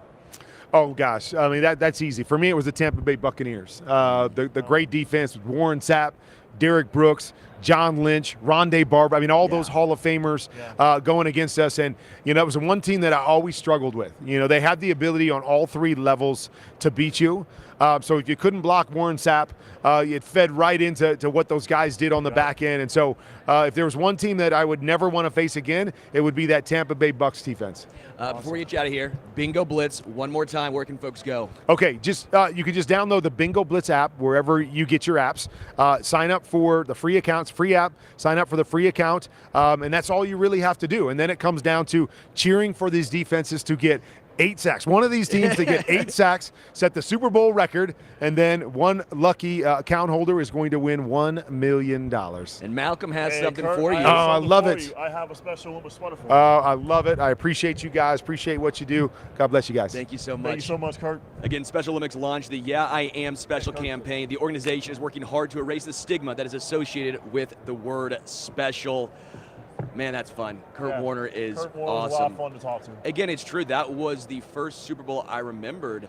The greatest show on turf. That was my formative years watching football. Kurt was a big part. Again, he was a guy that transformed the game. It's actually been funny. I almost wish I would have asked, do you and Emmitt Smith ever butt heads, right? Kind of wondering, you know, you kind of took the mantle away from the running backs there. That'd have been Osborn good. coming up now, Sterling. KJ Osborn coming up right now. KJ, how you doing? KJ? No, we'll get you on quick. See, you weren't even ready right there. I'm great, man. How you guys doing? Thanks for having me. Absolutely, Doing really KJ, well, it's a man. pleasure. Well, we got to get you going because, you know, you're always filling in. You're a guy that has to step up, and you always step up in big ways. Right. It seems like in every single big moment, you're a guy that is coming down with the football. What makes you so good in these big-time moments? I mean, I think practice, you know, just my preparation. In the offseason, I put myself, you know, in those moments. And, you know, just repetition. You know, today is what, 2/8/24. So I'm a big Kobe guy. You know, so that, you know, that Mamba mentality got to kick in. And, you know, throughout my career, I've seen that, you know, Kurt, he was coming to me in those big moments, you know, ever since my second year and I first stepped in. So I kind of started becoming, you know, that guy. So when that time comes around, you know, no matter if I've got a catch or two, I know it might be coming. So I try to get ready for it. Before we talk more football here, I know you're also brought to us by Sleep Number. What are you doing with Sleep Number? Oh, man, I've had a partnership with Sleep Number for a couple years now, and it's been wonderful, man. I told him that I'm the perfect guy for the brand. You know, sometimes you get some marketing deals, you know, you're talking about something that you don't really believe in, and you got to sell it. But I am a true, you know, believer in my sleep, and my recovery. You know, I check my Sleep Number every morning, you know, and my sleep score, you know, what it's done for me and how it affects my performance. And, you know, recovery is just truly big for me. You know, I try to get my recovery after every practice. You know, I'm a guy getting massages and acupuncture and all types of things like that. But, you know, sleep, you know, is the top dog out of all of those things. So it's something that I truly, that's super important for me. And, you know, Sleep Number is the perfect brand for me. Shifting gears back to football, KJ, what makes Kirk Cousins such a great leader on the team? Oh, man, his on the field and off the field presence. I mean, Kirk's, you know, on the field presence is already, you know, it speaks for itself, you know, if you see his numbers and seeing that thing that he does. But, I mean, the Netflix series came out, and I think other people really got to see the true guy that he really is, even off the field. I mean, his leadership, you know, Kirk, he took the whole offense. You know, we hopped on the PJ. He took us to his hometown, you know, show us where he grew up, you know, just things like that. He brought us back. Those type of things, you know, make you want to play for a guy like that. You know what I'm saying? It you know, only speaks to his leadership more. And, you know, so when we do get on the field, you know, his preparation, like I always say, you know, Kirk's preparation, you know, makes me want to prepare more. You know, how smart he is, you know, how much he loves the game. and all that practice and that preparation that he does, you see it play off on Sunday. I love that series Quarterback on Netflix. I watched all eight episodes of that series. Yeah, it was awesome. I got so many texts about it, and I'm just like, is Kirk really like that? I'm like, I wish everybody could be around him, man. He's such a joy to be around. Down 33-0 at halftime. Mm-hmm. What is going through your mind? I mean, you're sitting there like, man, this sucks. We get here, and what's the thought? Then how do you turn it around? And obviously, you were a big part. 10 receptions, 157 yards, a touchdown. How do you find the will to come back from that? Man, it was a crazy game because we had been playing so well. That year we were playing so well, and that 33-0 lead just happened so quickly. With some turnovers, some fumbles, and some interceptions. And next thing you know, we look up too, and it's like what was it, 12 o'clock on a Saturday or 1 o'clock, and we like, damn, we down 33-0. It's only halftime. So personally, for myself, I always tell the story that there was a time where Justin went down. So we already getting our butts kicked. Now Justin went down, and everybody knows Justin Jefferson. I always joke, I'm like, that's like our savior of Minnesota. So when I tell the story, when Justin went down, I felt like the whole stadium just like was in tears because that's our Justin Jefferson. We're already down 33-0. So I'm like, man, I got to make a play. Or we're going to get ran out of here. Yeah. So at that moment, personally, I just tried to, I moved to the X where Justin was playing. So I'm like, I know the ball is going to be coming. And I just tried to, just will us back. And, at that point, it was just a pride thing. They talk about don't look at the scoreboard, just play. Next thing you know, we were back in that game, and we were able to get it done. Your Mount Rushmore KJ of wide receivers of all time. Oh, man, of how many? Like 4 or 5? Top 4? Top 4? Yeah. Jay Rice. Uh-huh. Randy Moss. Yep.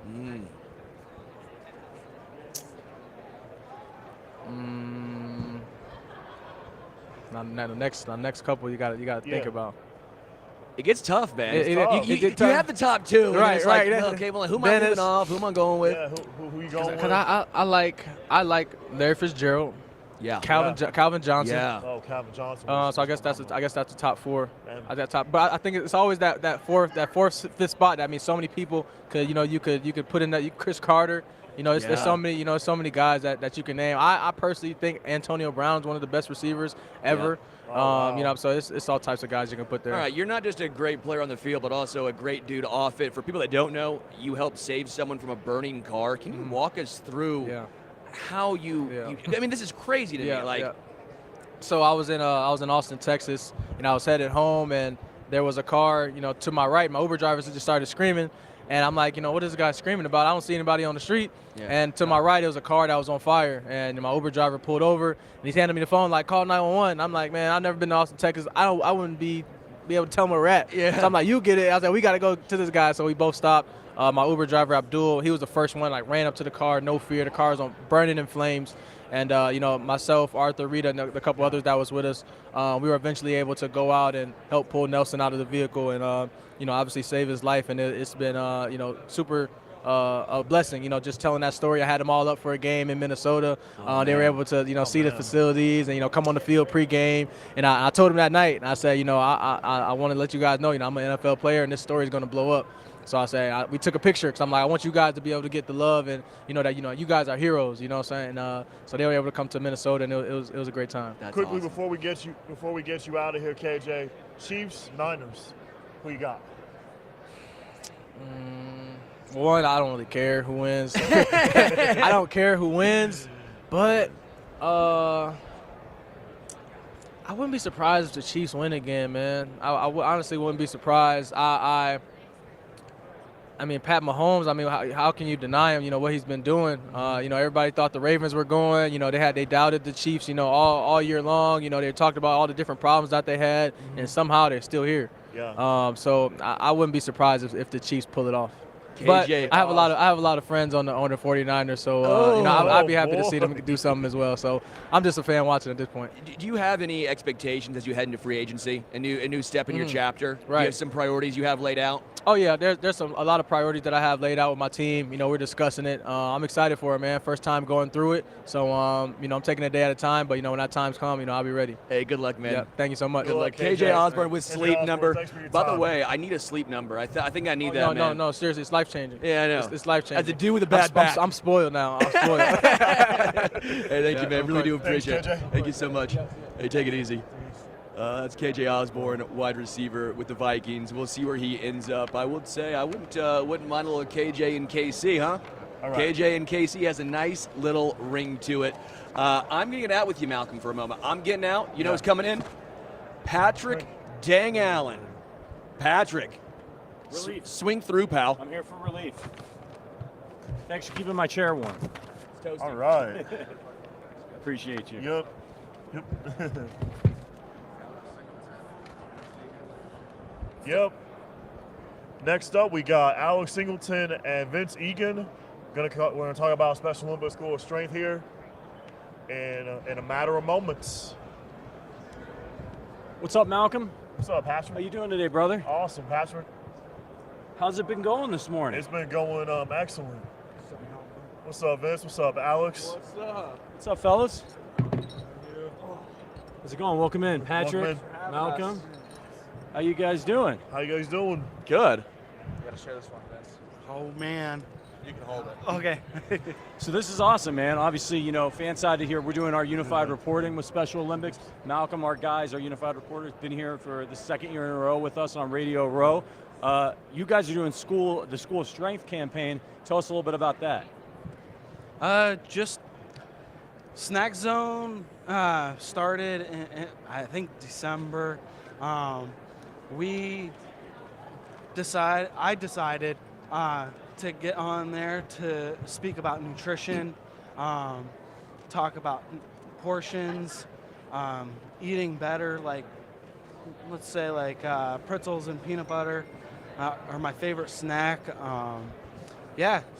I'm a big peanut butter guy myself. Me too. Can't go wrong with peanut butter. Yeah, peanut butter's awesome.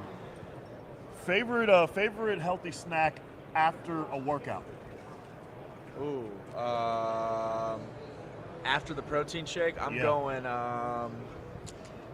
favorite healthy snack. See, I'm very, very boring. I do chicken and rice and beef all the time. What about you, Vince? I go and get some nice chicken, a little bit, some rice, but not much rice. I eat more chicken. That's good portion control. Yeah. And that's what the snack zone's all about, is knowing your portions and knowing what to do. Why is it so important for Special Olympics athletes to be healthy when it comes to the School of Strength? Talk a little bit about that. Yeah, I mean, I think, everyone's an athlete. And so you should treat your body how, an athlete should, And I think, nutrition is the one thing you can do 24/7. It's the only thing that, if, you have a little setback, it can hurt you. You can't work out for 24 hours a day. You can't train 24 hours a day. You can't watch film 24 hours a day. You can't play basketball 24 hours a day. But the one thing you can do is, have the right meals, eat the right foods, know your portion controls and all that. And, because the biggest thing I took from this, nutrition campaign is, 60% of Special Olympics athletes are either obese or overweight. And I think, that's just not fair to the athletes. So for Special Olympics to put this campaign on and be able to go, hey, here's a playbook, here's a guideline on how to break that, how to get this percent down, and give the participants, give the athletes the bodies and the health that they deserve to be able to compete as long as they want. Incredible. Awesome. Yeah. Incredible. So, Alex, you know all about overcoming obstacles, which we know a lot of Special Olympics athletes have to overcome when they're competing. You came into the league undrafted. You were cut a few times. You went to the CFL for a while. Then you've returned to the NFL with the Eagles and eventually finding a home with the Denver Broncos. Congratulations on your contract, by the way. Thank you. How did you keep yourself motivated to continue chasing your NFL dream? Yeah, I would say the biggest thing was my family. They let me keep coming home and chase the dream, kept training. And so, the fact, my mom would come to the airport, 2, 3, 4 times a week. And in LA, going to LAX is not an easy trip. That's a real pain to go to that airport. So, I would say for them. And then, for me, it was just kind of keeping that mindset. If they're going to be in my corner, there's no reason I can't and shouldn't give 100, 110% every single day to, make this come true. And then when I got the opportunity to go to Canada, it was kind of all eggs in the basket. We'll see what happens. I'm going to go there for 3 years and kind of give it my all. And yeah, then I did and got to come back to Philadelphia. And that was, kind of where the NFL started. But if it just would have been a CFL career, I would have, been over the moon because, I was playing football for a living. Yeah. So, Alex, you have a sister, Ashley, who does Special Olympics in Southern California. Talk a little bit about that connection with you and your sister, Ashley. Yeah. So it's my big sister, Ashley, and so she's been a Special Olympics athlete for 25 years. So my entire life, I've been a fan of, my sister competing in Special Olympics. So to me, that's where I get like my passion and love for sports is, watching her friends, her fellow competitors compete. I think Special Olympics, that's the one thing it's taught me with, my career and just playing football, even from a young age, was one, to give it everything I have and to play with a smile, because I think, playing sports is the greatest thing we can do. So even, at the NFL level, I think to still be able to play that way is 100% from her and just seeing the way she competes in sports, every week, even to this day.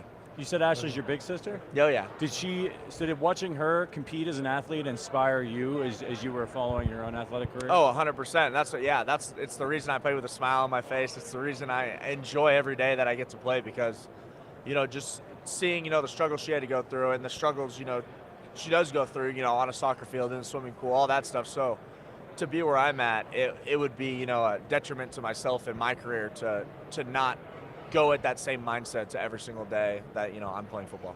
Absolutely. Hey Vince, I want to ask you, what sports do you do in Special Olympics? And if you had to choose one of the sports that you participate in, which one's your favorite? So I play basketball, soccer, flag football, and golf. And my favorite sport of all time is golf, and I would choose that over any other sport.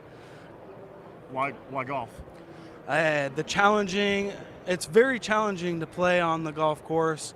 Having the patience to play that sport takes a lot.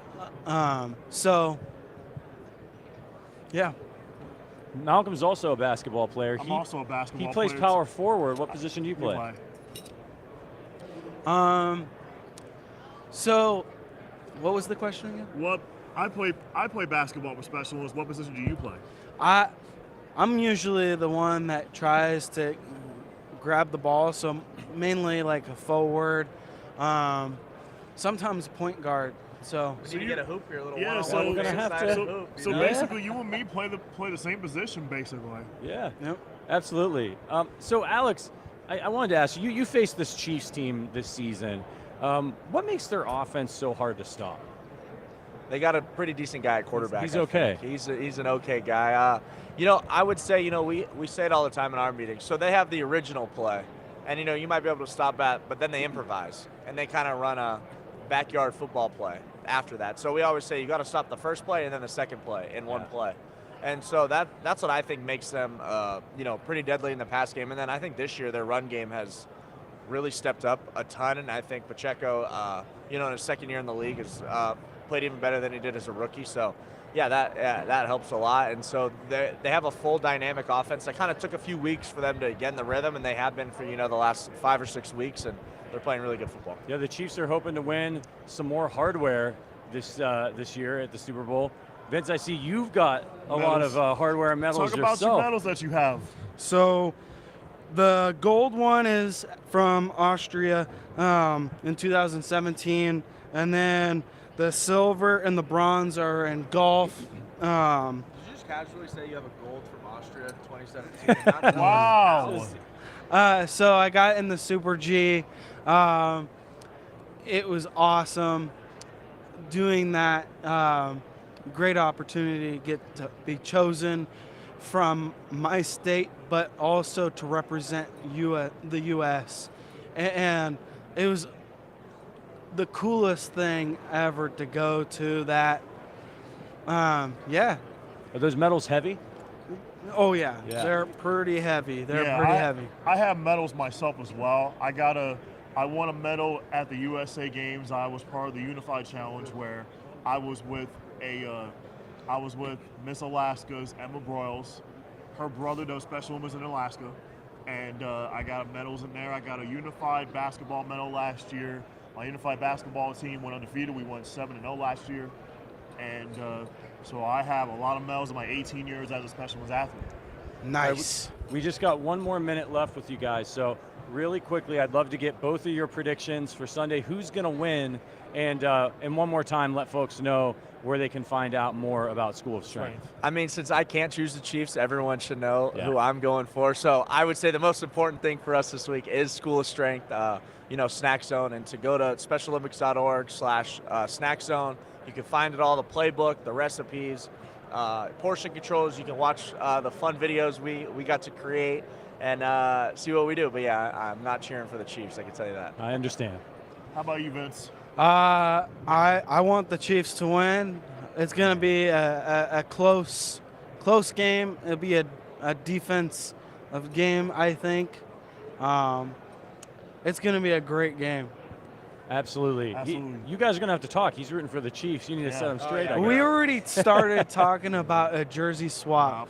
Okay.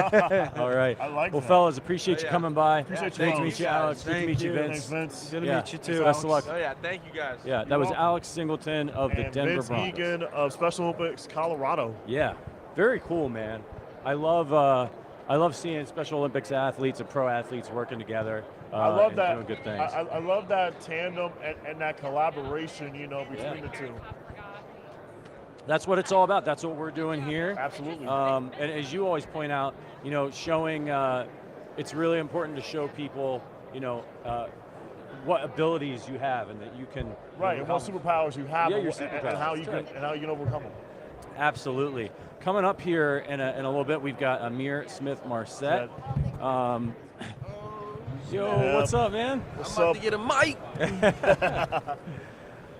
Ihmir, how you doing? Ihmir, Patrick how are you? and I'm Malcom. good. Malcom is our Special Olympics athlete. We're doing unified reporting here with FanSided, so he's What's been with up? us for a couple years on My Radio guy. Row. And yeah, man, we're happy to have you. We're happy to have you today. Let us know. I'm happy to be here. Who are you here working with? What you mean? Are you working with anybody? Like just out there doing the Yeah. rounds? All right, man, Yeah. cool. All right, cool. So obviously, I got a lot of questions for you. I'm a Chiefs fan. I know you're not on the Chiefs anymore. I'm a little bit bummed out about Yeah. that. But you got added to the Chiefs practice squad last year, and ultimately got to become part of that Super Bowl run. What was your impression of the Kansas City's organizational culture? They know how to win. It was something. It was basically like when the opportunity presented itself, it was like a no-brainer. You get to get a chance or opportunity to go play with one of probably the best quarterback to probably ever touch the pigskin. So it's just like you go there with an offensive-minded, guru like Andy Reid, and it's just like you don't say no to that, especially at the wide receiver position. So I was definitely glad that opportunity presented itself, and that's where I wanted to be. Absolutely. I'd love to ask you, what's the most exciting stadium to play in as a player? It's some cool stadiums I done played in. Minnesota on Thursdays is absolutely electric. Hopefully the Panthers, stadium turns up, but it's beautiful to play in the Panther Stadium. I like that stadium a lot. But I'm probably gonna go Minnesota on Thursday nights. That's something that's really different. Nice. And Kansas City's probably dope too. AFC. If you make it to the AFC Conference Championship and Arrowhead, it's crazy. I wanted to ask you about the preseason with the Chiefs because you really showed out. You played really well in the preseason. You made a lot of nice splash plays. I think there was a deep wide receiver room. A lot of Chiefs fans were hoping that you would make the final roster, and you ended up getting traded to Carolina. So obviously you were on the bubble, but you had done enough to show not only the Chiefs but the rest of the league you belong out there playing on a regular basis. What did the Chiefs tell you when they let you know that they were going to trade you? When I was the day before cut day, I was chilling, playing a game, and I felt like I went out there and I made the best of every opportunity. So I was just sitting there thinking, hopefully, why not be one of those people where it's like they're gonna give me a shot. So I was just sitting there thinking, maybe I was created that opportunity for myself. And then when the night before I got the call from Brett Veach, he told me that you set yourself up to not just play in this league, but contribute to a team right now. And he told me that he liked everything I did, how I came to work every day, and to, just showed up. So I did that, and I heard that, and I was just like, you know what, he's right, and he never hashed out a possibility of coming back in the future and stuff. So, I mean, it was just like, this is what he thinks best for the Chiefs at this moment, and you never know. You don't rule out something in the future where it could work out where we back again. So, like, I respected the move that they made, and just allowed me to go out there and get another opportunity somewhere else and actually contribute. So, Yeah. I thank them for that one. Yeah. What's the best piece of advice you ever received as a player in football? The best thing I could probably say is I done heard so much, but like just take it day by day, because you know the way this game plays out is you never know what's gonna happen. So just take it day by day and enjoy the process. The process is something that, like, you know, everybody's going through, and some other people's processes are faster than others. So just, you know, stay in your process and appreciate everything that you do in day-to-day life. Now, I mentioned I'm a Chiefs fan myself, so I watched all your preseason games, and then I was bummed when you got traded, but I was happy for you. And then I'm watching you during the season, and I see you get a return for a touchdown. I think that was in a primetime game too, wasn't it? Yes, it was. And I was like, Thursday dang it, night. man, Yeah. we should have kept this guy.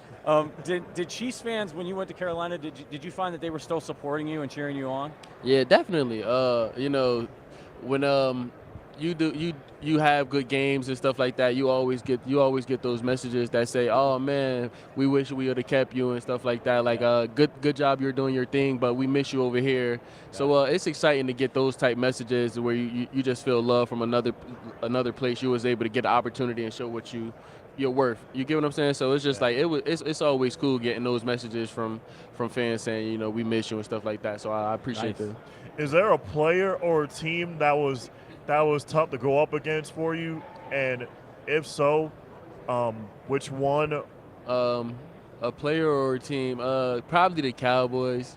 Most of my family are Cowboys fans, so we got to play them, and it's just like, I know my family's probably like going for the Cowboys, but really going for me because, you know, I'm out there doing my thing, getting to live out my dream. But it's just like, it's probably the Cowboys, so it's always fun doing that. So, you know, another receiver that you played with when you were in Kansas City, Rashee Rice, broke out kind of as the season went on. He's a rookie, was learning everything. As somebody who played with him, what do you think makes him unique as a wide receiver? And could you see it back in camp? Yeah, definitely. He was physical. He's able to make every contested catch, and he's a strong body. He's not somebody you're gonna bully out there, and he just got that dog in him. Like, bro's gonna do what it do to make a play, and he's never gonna quit no matter how many times they go at him.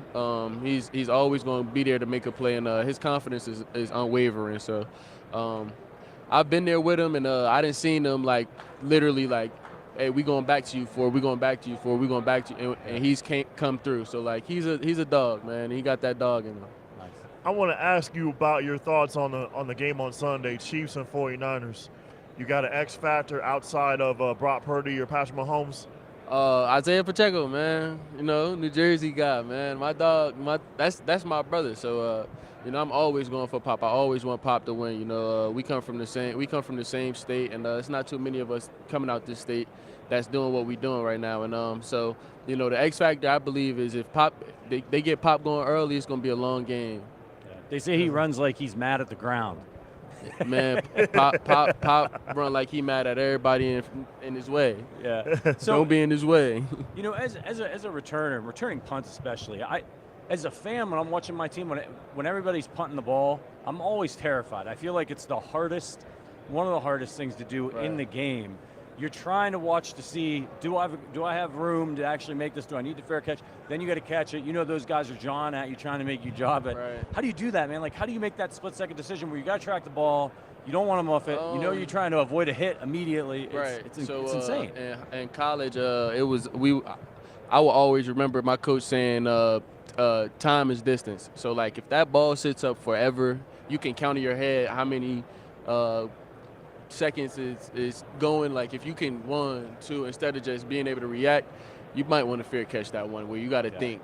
You get what I'm saying? And then if you get one that's not as high, that's going to turn over real well, it's usually a traditional punt, then you could get under it. You know you might be able to get it in your hands fast enough, make somebody miss real quick. And it's just those split seconds that you just practice and you work on, whether or not if you're going to catch it, if you got enough time to make moves. You put yourself through those high-pressure situations, and it makes it easier when you go out there on Sundays, because the more you react and do in practice, the better off it's going to show up in the game without no hesitation. Do you have a favorite sports team outside of football? Do I have a favorite sports team outside of football? The Iowa women's basketball team is my favorite. I like Caitlin Clark. Awesome. Pretty good. She's amazing. She's just lining them up from half court, man, on the logo. It's crazy. She's cold-blooded. Man, yeah, she's cold-blooded. She's a female Steph Curry. Yeah, yep, she is. Yeah, it's quite a scene to see. All right, so, I want to ask you a little bit about Dave Toub. Obviously, you worked a little bit with in Kansas City. Sometimes Chiefs fans get mad because they feel like the punt returners they'll return a ball inside the 5, and a lot of times you hear like, hey, put your heels on the 10-yard line, don't back up, but they'll do it. How does Dave Toub coach that? Is it the players doing it, or is he coaching it to be aggressive? To be honest, he put people out there that's going to be fearless. 1, 2, if you think you can do it, why not go for it? But because let's be honest, the offense is quite strong, so like they got a lot of faith in 15. So it's like if you feel like you can make something happen when you catch the ball, then make something happen. But like ultimately, at the end of the day, be smart about it. Don't take too many chances, because as the football game goes on, you don't really get that many chances. So you don't want to keep starting inside your 5 or your 10. So he just tell you, be smart. Take it when it's there, and if you're gonna take it, just take it and be do your thing with it. Just don't cause too many problems. Right. So we'll be cool. Do you have a favorite restaurant in Charlotte? Favorite restaurant in Charlotte? I don't even know. I haven't really gone out to eat there that much. Not yet, at least. I went to STK once. I like that. I'm gonna probably go STK. Awesome. How far away do you feel Carolina is? Obviously, not a lot of wins this season. Kind of a rebuilding team. You had a young quarterback, dealt with an injury and all that stuff. But also provided you with an opportunity to get on the field a little bit, show what you could do, not just as a returner, but as a receiver. How far away do you think that team is from turning the corner, and do you think your role will expand? I definitely believe, we close. We got the talent to go out there and put something together. It's just going to take time of everybody, just coming in and coming as a collective and agreeing that, like, we're not going to take nothing this year.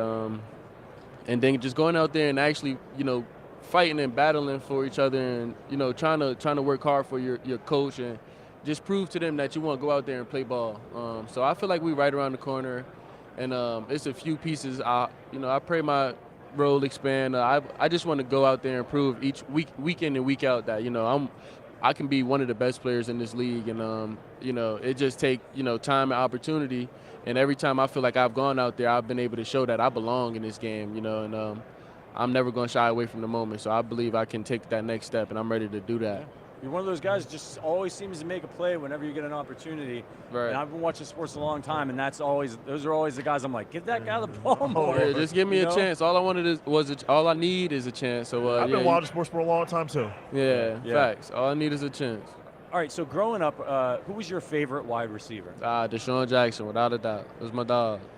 Yeah? Is there anybody you modeled your game after? Growing up, I ain't gonna lie, I had a chance to go either defense or offense in college, right?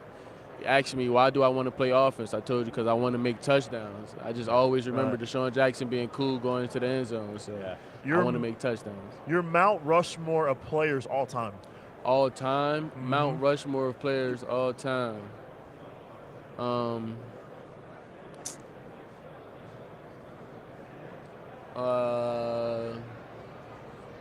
Let's see. Deshaun Jackson's got to be in there. Mm-hmm. I'm going to go Isaiah Pacheco, New Jersey. Nice. Jabril Peppers, New Jersey. And then me. New Jersey. It's the Jersey Rushmore. It's the Jersey Rushmore, man. They're going to start construction on it next week. All right, we know you got to get out of here. Let's get your final score prediction on Sunday. How's this one going to shake out? 2 real good defenses, 2 real good offenses. it might be a stalemate in there somewhere. I'm saying I'm going anywhere between 24-17 or 31-21 or something like that, somewhere around there. We got the Chiefs. We got the Chiefs. All right, Amir. Appreciate you Amir. coming by. Really an No honor to problem. talk to you. Come on, man. Yeah, best of luck next season, man. Best of luck next care. season. That is Ihmir Smith-Marsette of the Carolina Panthers. Thank you. Boy, it was a great conversation. It was. I always like talking to guys who we get to talk to a lot of people out here. We talk to some of the guys who Absolutely. are well established in the league. But then some of the underdogs, some of the long shot guys who are kind of clinging to roster Underdogs spots. you just don't hear of a lot. Right, yeah, you get the opportunity to talk to them and see, like, how did you make it from training camp, and you're going to get cut by the Chiefs, but now you got traded to the Carolina Panthers, and now you get a whole runway to work on that. And a Jersey-born guy, for no doubt. I mean, he's from Jersey, Pacheco's from Jersey. I'm telling you, like, it's like a Jersey Shore type affair. Football factory out there in Jersey. Yeah, Jersey. We're going to have Fred Taylor coming up here in a few minutes. What's your favorite? Do you have a favorite position on the football field, Malcom? I do. Favorite position has to be I feel my favorite position is the quarterback position, the QB position. Yeah, I mean that's the fun one to watch, isn't it? I love watching QBs. Yeah. I love watching Tua, Allen try to do their thing. I love watching Lamar do his thing. I love Purdy and those guys do their thing. I love the quarterback position. It's so cool. Obviously, the camera's on the quarterbacks a lot, but also at the same time, you get to see the different varying skill sets and ways to play quarterback. Right. You have like a pocket passer like Joe Burrow or Tom Brady. You have a sidearm. You have a sidearmer like Mahomes. The way that Drew Brees was, taught about how Patrick Mahomes throws sidearm. Yeah. As a shortstop in baseball, that's the best way you gotta throw the football. Yeah, he is incredible to watch. He is. And speaking of people who are incredible to watch, we're gonna have the great Fred Taylor coming up here, who was a running back from '98 to 2010. Jacksonville, New England. Oh, Sterling Holmes here. There's been this debate I've been getting in my X account, that Dan Marino took the M&Ms back. No, these are the Dan Marino M&Ms, and I'm about to crush them right now, okay? I don't know why everyone got this rumor that I wasn't able to keep them. What happened to mine? He gave us 2 packs. Yeah, I didn't get it. What happened? Somebody stole mine. I have both.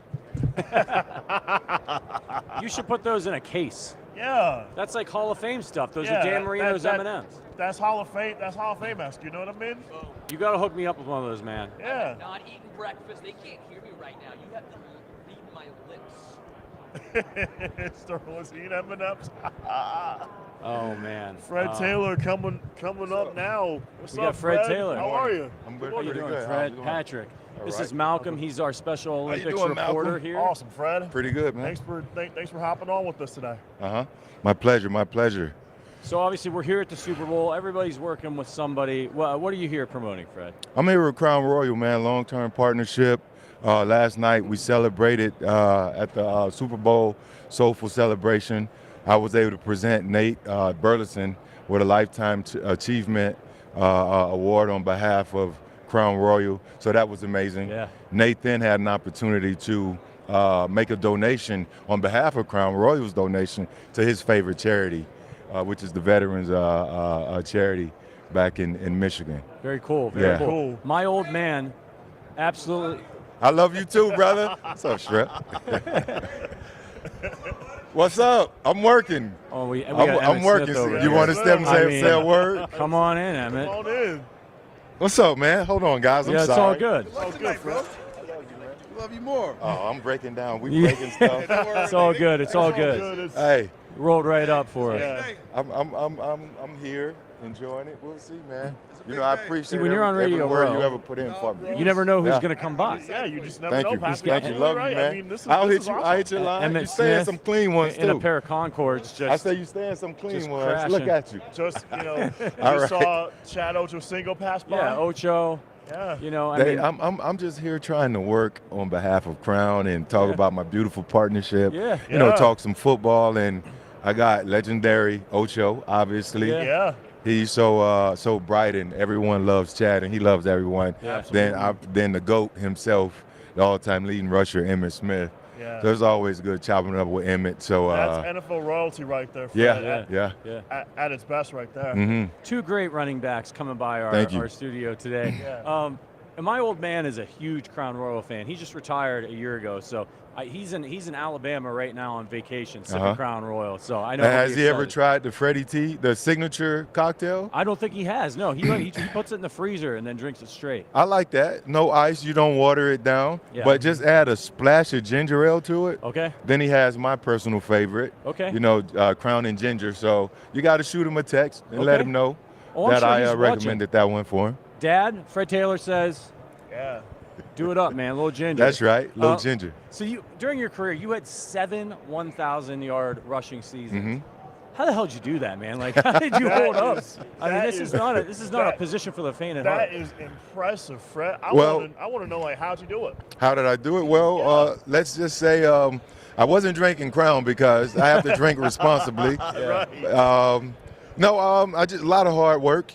You know, just a lot of repetition, a lot of hard work, practicing, training, proper nutrition, getting my rest, believing in the coaches, the system, and just getting out there and competing. I think the one determining factor is really just competing. Yeah. You know, each and every play, just going at it as hard as you can, never taking a play off, and then eventually good things happen. And for me, it took me a while to kind of understand that part of it. I just was playing off natural ability when I first came in. Then I endured some injuries, and then soon after, when I realized that it mattered, that it really mattered a lot, I started doing those small things I just mentioned: getting proper rest, not going and hanging out as much, eating right, getting into a lot more stretching, taking care of my body, and then better things started to happen. Were there players that you modeled your game after, Fred? When you were playing in the NFL? Well, I can tell you a quick story. I wore number 21 in college, and I thought I would get it in the NFL, but my teammate who had it at the time, he wanted $50,000 for it. I won't say his name, but he's a great guy. We became amazing teammates. So number 28 was available. Right. And the guy I modeled my game after, which was Marshall Faulk, I saw him as a freshman. He tore up the University of Miami, who was in their heyday back in those days. Yeah. And he had an amazing game, almost went for 200 as a freshman. And I wanted to play like him. So when I had to make a decision on the number, 28 was open, I took it. So if I was talking to somebody who never got to see Fred Taylor play, and I had to describe your running style to them, how would you describe your running style? It's unpredictable. I'm a slasher. I don't know. I just do it all. Yeah. I don't really know how to summarize it other than that. I can do everything.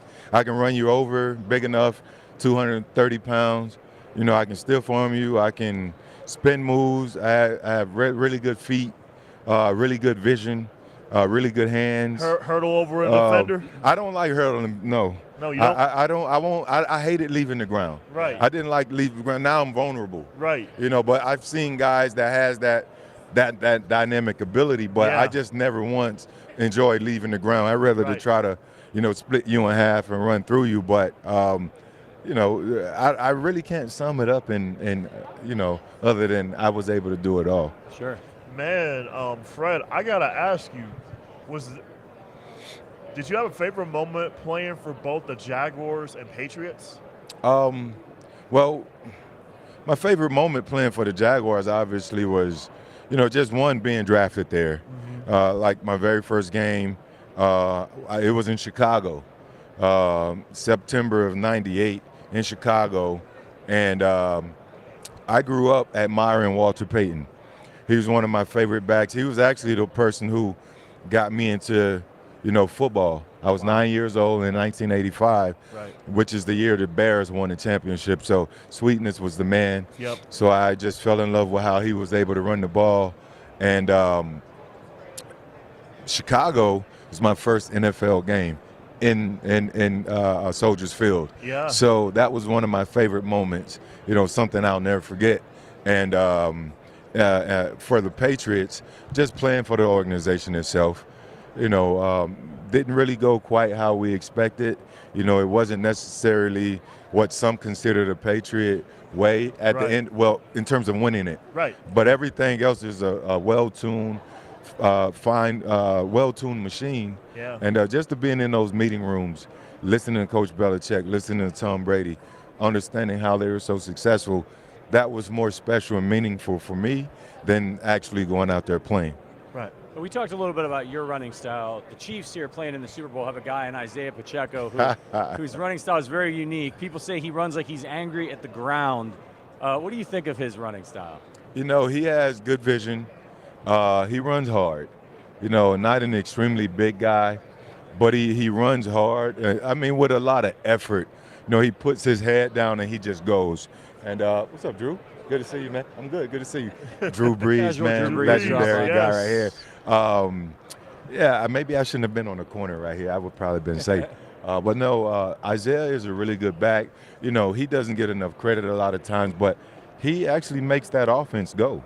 If they're not running the ball, then they can't do those slip passes behind the linebacker level to Travis Kelce. So it's really, they don't have a ton of weapons, but they use their weapons effectively. How do defenders feel about having to deal with a guy like that they know he's going to come every time, man, and make them earn it? They're going to come too. Yeah. But it's mano y mano, and I would prefer that. And all of the defenders I know that are really good players, they welcome that sort of action. Yeah. They in fact want that more than a guy who's not giving his best effort, because the game gets boring, and then you can lull them to sleep, and before you know it, this guy who's not very good can burst out on a 30, 40-yard run, and now they're upset with themselves the entirety of the game. So really good defenders want to be on their toes at all time, and Isaiah's the type of guy who will keep them on their toes. Was there a team or a player in your career that was the toughest that you had to face? Bob Sanders, his career wasn't very long, but every time we met, it was 1,000% effort from him. But I think the one guy who trumps Bob, in my opinion, is Troy Polamalu. Yeah. Troy, you know what you're going to get each and every play. Mm-hmm. I enjoy playing the Steelers, their entire defense. But Troy Polamalu, he led that defense, and obviously he's a Hall of Fame player. On the 49ers side of this thing, you got a guy like Christian McCaffrey. Do you think he's the best running back in the NFL right now, and what makes him so dangerous? Yes, he is the best in the NFL. He's another guy who can do it all. He has jump cut ability, he has speed, he has good vision. He can catch the ball really well. He can run great routes out of the backfield. He's more than a complimentary piece. He's been very consistent. At that position, you have to have an extreme level of consistency, right. And he's that. His yards per carry is always high. Even in Carolina, being able to leave a different system, and show that there's no fall off. So when you have a guy that can make a transition from one organization to the next, and show no fall off, and do the same thing or either better things on a higher level, then he's the truth. But certainly he's the best back in the league now. Do you have a Mount Rushmore of players all time? I think that's unfair. It is. It's so many greats. Emmitt just walked by. I saw, Joe Montana earlier, Lawrence Taylor a second ago. Drew Brees just walked behind a few moments ago. I have a podcast called The Pivot, and we've had LaDainian Tomlinson on there. Right. We're working on Troy Polamalu, but we've had a lot of legendary players. In Orlando last week, Ray Lewis, he was at the Pro Bowl games. Yeah. No, so I don't think it's kind of like the Hall of Fame process. You get 5 votes per year. It creates an exclusive brotherhood. Right. Having that amount of guys to go in that can be inducted year to year. Yeah. But in some sense, it's almost unfair. Yeah. And the Rushmore is only 4 guys. It's so tough to say 4 guys when so many guys in the history of the game, or at least when Made I an got impact. into football, they changed the game. They made You an have impact. so many pioneers. I didn't mention Barry Sanders. Right. You know, Jim Brown, my all-time favorite. You know, it's just tough. I want to ask you about a guy who, you know, I'm a Kansas City Chiefs fan myself, and there's a guy people get into debate a lot about whether or not he should be in the Hall of Fame when he's eligible, and that's Jamal Charles. Yeah. What was your opinion of him, and do you think he is a Hall of Fame level player? I think Jamal is he's a juiced up, not in a negative way. Right, I yeah, mean, right. like amped up. Right.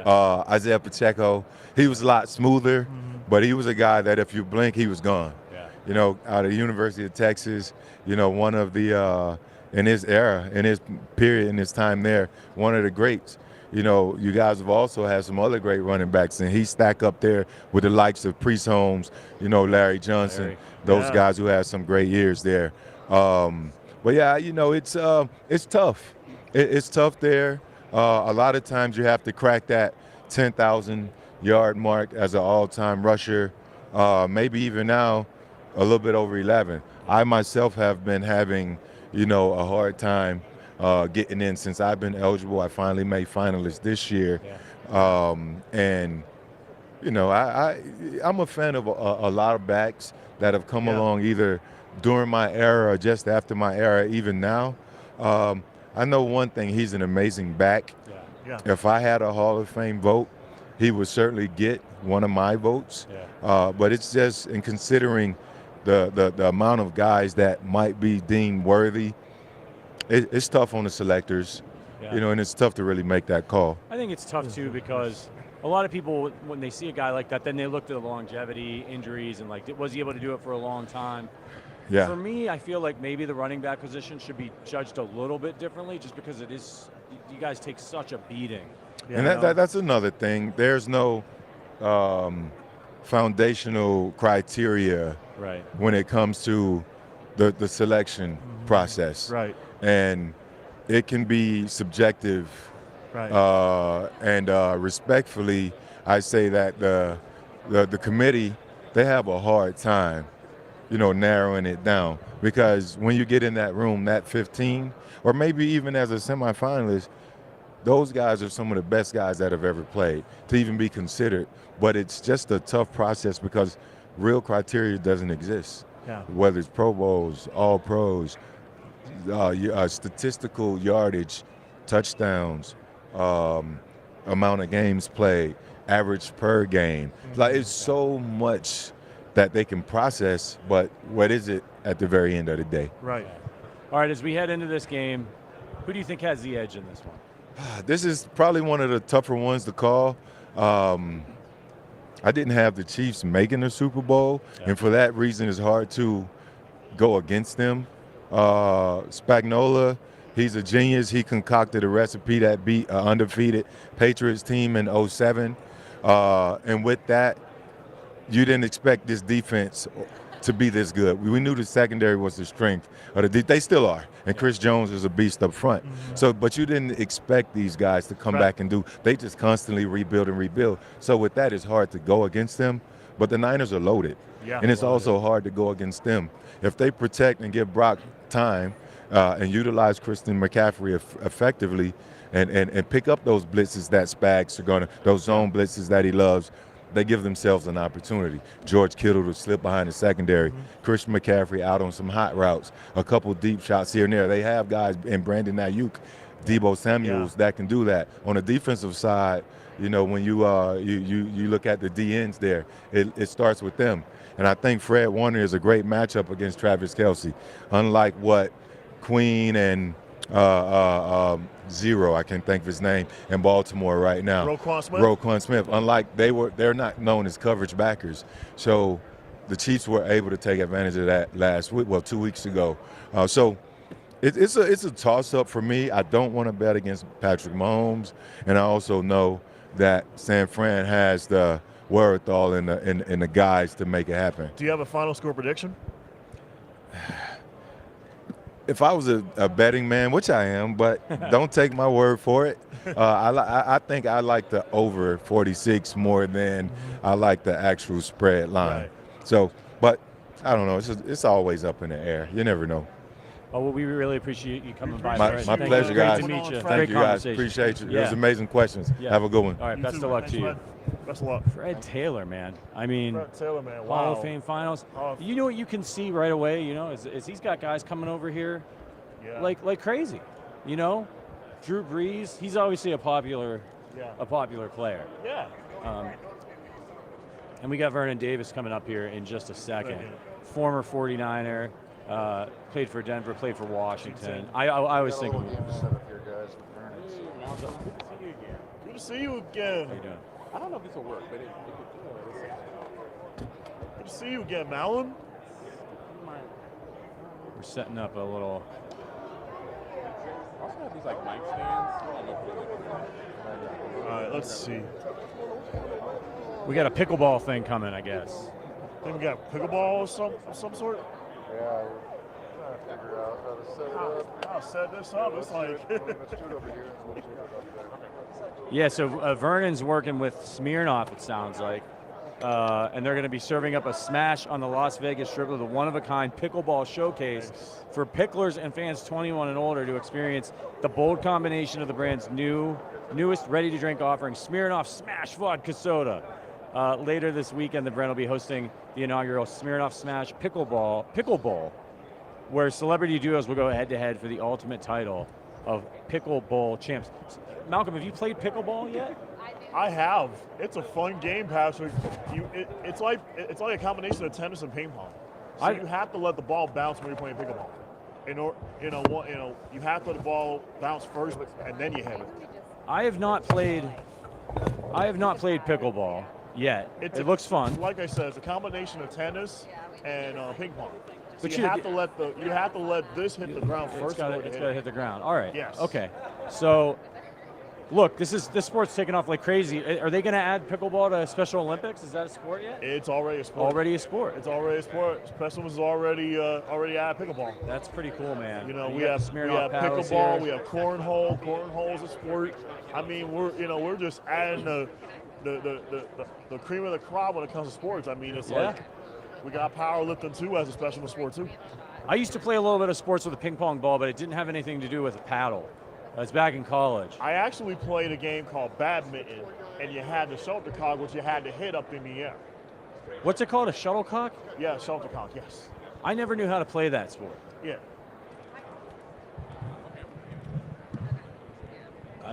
I'm not sure. We gotta get this off of here. Yeah, we just got to get the drink I'm trying to stay hydrated. How you guys doing? How you doing, Vernon? Good to see you guys. Good to see you, Vernon. I'm Patrick. Good to see you again. This is my guy, Malcom. Good to see you again. Yeah. Malcom is our Special Olympics. We're doing unified reporting, so we're excited to have you over here. Tell us about what you're doing with Smirnoff. So right now we're promoting our new beverage, very innovative, Smirnoff Smash, 100 calories, and it's extremely delicious if you haven't tried it. I haven't tried it yet. Oh man, it's amazing. When I get out of here, you got to try it. They got it in the casino? They got it at not at the casino, but we can make it. We can put it in the casino. Okay. We can do that. All right. So what's going on with this? There's like a pickleball thing happening, you guys? Yeah, pickleball competition, and at Sports World. It's Saturday at 2:30 p.m. Okay. Kay Adams is my teammate. Oh, okay. I know Kay. Yeah, Kay. So it's going to be. I think it's going to be a good one. It's going to be fun. You're going to do all right. She's competitive. She's very competitive. Yeah. She's very competitive. That's why I'm glad to have her on my team. Yeah, absolutely. Awesome. Who you guys going against? We're going against Saweetie and it was Host. Who else we going? I gotta look at Did they give you the list for that? I don't have the list. I don't have the list either. I wish I did. Well, we'll get you the rest of the names. Well, listen, Vernon. Let's talk a little football. You had a long career in the NFL. We were just over here talking to Fred Taylor and his incredible run, too, with 7 1,000-yard seasons. What was the secret to your longevity? The secret to my longevity, I would have to say stretching. Stretching all the time. Like, I would stretch numerous times a day. Not only stretching, but chiropractor, massage. I think those are the things that really kept me in the game and kept me going. Yeah. Flexibility, pliability, all that stuff. All that stuff. We see Patrick Mahomes work with his trainer a lot, and he's kind of like Gumby. He gets in some weird positions and he doesn't get hurt. I saw that. Yeah. His trainer Bobby Stroop talks about you don't want to be going into a position for the first time, I think, is kind of what he says. Yeah. So if you find yourself in that position in the football field, your body may be able to adjust to it.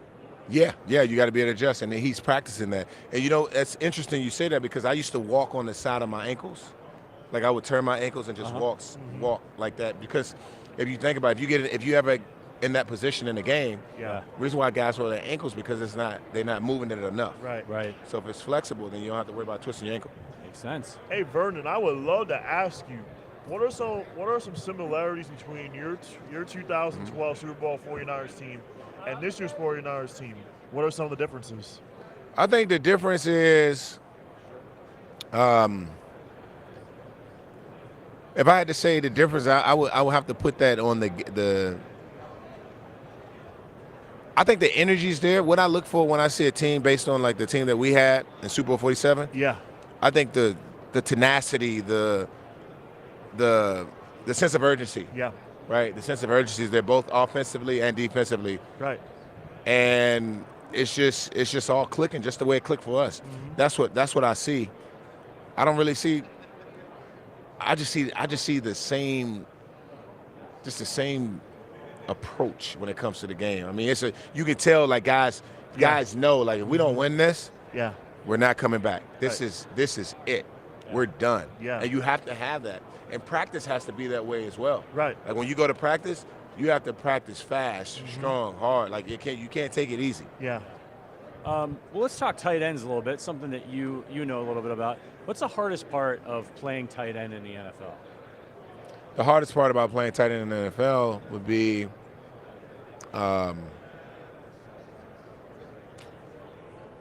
don't know. I think the hardest part is just maybe getting up every day and going in and being consistent, staying consistent, giving that same effort and energy to the next day that you did as you did the last. Yeah. That's probably the hardest part. What about the easiest part? The easiest part is, I think, being a great teammate. It's nothing like being in that locker room, sharing that love with your brothers and wanting to go in the locker room and see them every single day. Yeah. That's the easy part. Guys have different approaches to playing the position. We were talking to Dalton Kincaid yesterday, and he was joking that sometimes not a lot is expected of tight ends when it comes to blocking. So sometimes when he makes a good play, he likes to run over and talk about it. What was your approach to playing the position? My approach to playing the position was just being balanced. I wanted to be the same way I loved catching the ball and scoring touchdowns. I wanted to do the same thing in the blocking and passing game. Yeah. When it comes to pass protection and run blocking, I want to be that same way. And that was my approach, as well as doing everything consistently when it comes to the training and preparing. My prep was toe tapping 100 times a day on the sideline so they can become repetitive. And in my mind, it was all I saw it over and over and over. Yeah. What else? Toe tapping, catching the ball over my left shoulder, my right shoulder, looking the ball in, just working on the little details and everything that I needed to be a sound player. Love to ask you, Vernon, where does George Kittle rank in current NFL tight ends in your mind? I think George Kittle is definitely top 20. You know, it's too early to really put him higher because I don't feel like he's played enough games. Right. But he's definitely in that top 20. And I think he can continue to move down the board for sure to that top 10. Kittle's a very well-rounded tight end. On the other side of the field, you're going to have Travis Kelce, who's been an unbelievable receiver over the course of his career. Where do you think he ranks? Some people think he's already the GOAT tight end. Obviously, you got Gronk out there. You got guys like Tony Gonzalez, yourself, of course. Where does he rank? Travis Kelce's won how many Super Bowls? 2, right? 2 Super Bowls. 2 Super Bowls, correct, Vernon. He's played how many years? 10? 11? Ooh, more than 10, I think. More than 10. Yeah. He just passed Jerry Rice for the most playoff receptions. Okay. This Let's start putting him in that GOAT category for sure. Yeah. I mean, he has the years, he has the numbers, Yeah. he has the Super Bowls. I mean, I don't see any other way. Yeah. What do you think makes him so special as a receiver versus other guys? I think what makes him special is that he has this unique ability to always get open. Yeah. Yeah. Like Jordan Reed. Jordan Reed was like that. Very crafty, basketball background. He always found himself getting open. What do you? Oh, go ahead, Malcolm. So if you had to, did you have like favorite players, like tight ends growing up as a kid? That Favorite. And also I would ask, is there a current tight end that models your game, such as yourself, that impressed you most? Yeah, I think the most physical guy would be George Kittle. He's very physical. I would say George for sure because of his ability to catch the ball and run, get open, and he loves being physical. Yeah. All right, we know you got to get out of here soon. We just wanted to ask you, who do you think has the edge in this game, and what's your final score prediction? I think the edge. I think right now, I'm about to say the Kansas City Chiefs they have the edge right now. Yeah. Just by the way they've been playing the game, and Patrick Mahomes is. I mean, you can look in his eyes. He's very determined to come out victorious. I mean, in any and every game. I mean, he's the man. Yeah. He's awesome. Okay, the Chiefs definitely have the edge in this one. All right, Vernon, thank you so much for coming by. Thank you, sir. Great to meet for you. coming on today, man. We appreciate you. Yeah. Appreciate you guys, man. Make sure you check out Smearing Off the You're Pickle welcome, man. Bowl. It's happening on Saturday, and I'm sure you can find the information over there on their website. Man, we get to interview some really incredible really cool players here, Malcolm. Yeah, we do, and we got Lisa Kerney on deck. Yeah. FanDuel host. This is gonna be fun. It's gonna be fun interviewing Lisa Kerney. I can't wait. Has anybody got this FanDuel code for me? I'm doing it with her. Oh, you're coming on? Are we switching out? Yeah, you can move over there for a second. Oh, I'm out of here. Appreciate y'all. We'll see you in a couple hours on the Arrowhead Attic stream. My man. Yeah, we got Lisa Kerney on deck. She's coming aboard right now. Hi, Lisa. How you doing? Excellent. No, we haven't met yet. I'm very pleased to meet you, though. Very pleased to meet you too, Lisa. Thanks for having me. Absolutely. It's our pleasure. Let me put my Starbucks down. Okay, thank you. Sterling is back to join me. I'm back, baby. I needed like a 45-minute break, We've been here since 8 a.m. More coffee? It was more coffee. Yeah, I had yeah. some M&Ms. It was a whole joke because Yeah. Dan Marino gave me M&Ms yesterday, and everyone's like, "Are you gonna sell it? What are you gonna do with them?" I'm like, "I'm gonna eat them. I'm gonna eat them. I get hungry." Lisa, I know you're here with FanDuel. Yep. What's that partnership like with FanDuel? The partnership with FanDuel? Yes. Well, I feel like I'm one of the OGs, if you will. I've been with FanDuel for 5.5 years. I joined FanDuel right when the PASPA repeal happened, way back in 2018. So it's funny when I look around the landscape of our company and how fast we've grown in those last 5 years. Like, I still think I'm like the young, like TV person. And then I look around, I'm like, oh my gosh, there are like way younger people than me right now. Yeah, you're like, wait a minute. It's fantastic. I mean, the industry's exploding. We've got just great buy-in and great partnership from the leagues. And so it's a really exciting time to be at FanDuel and in sports betting. Yeah, and not just that, we have a FanDuel code for you. If you haven't downloaded the FanDuel app yet, you'll definitely want to take advantage of this offer for the big game. New users who sign up through our link must deposit $10 and place a first wager of $5 on any live bet. That bet wins. You will receive $200 in bonus bets straight to your account. This offer is only available if you sign up through our link, bit.ly/arrow200. You can find that link in the description below our stream, as well as scan the QR code on screen to start signing up. Again, the link is bit.ly/arrow200. This offer will end shortly after the game, so make sure you don't miss out. Offer is only available to new customers who are 21 plus and physically present in legal gambling states. Please remember to always gamble responsibly. Check the episode description for the link and the full terms of the offer. Again, we're here in Vegas.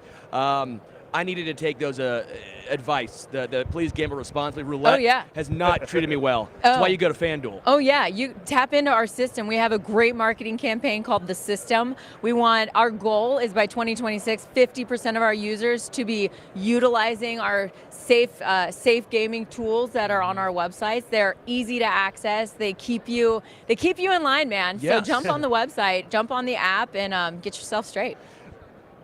Lisa, I've loved your career as a host, as a journalist. What advice do you have for me as a journalist for the rest of the week?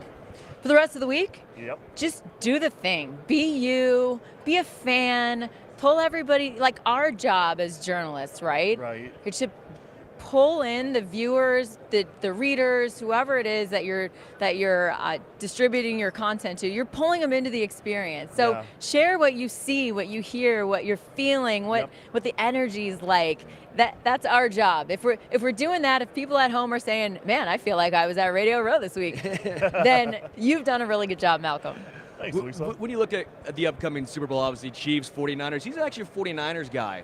He's a 49ers We're guy, about to go to blows. I've been saying I'm a Chiefs guy. Whoa. See, it's tough. We have the nice little rivalry going. We have the nice rivalry going here. I like it. What are you looking at most in this upcoming game? I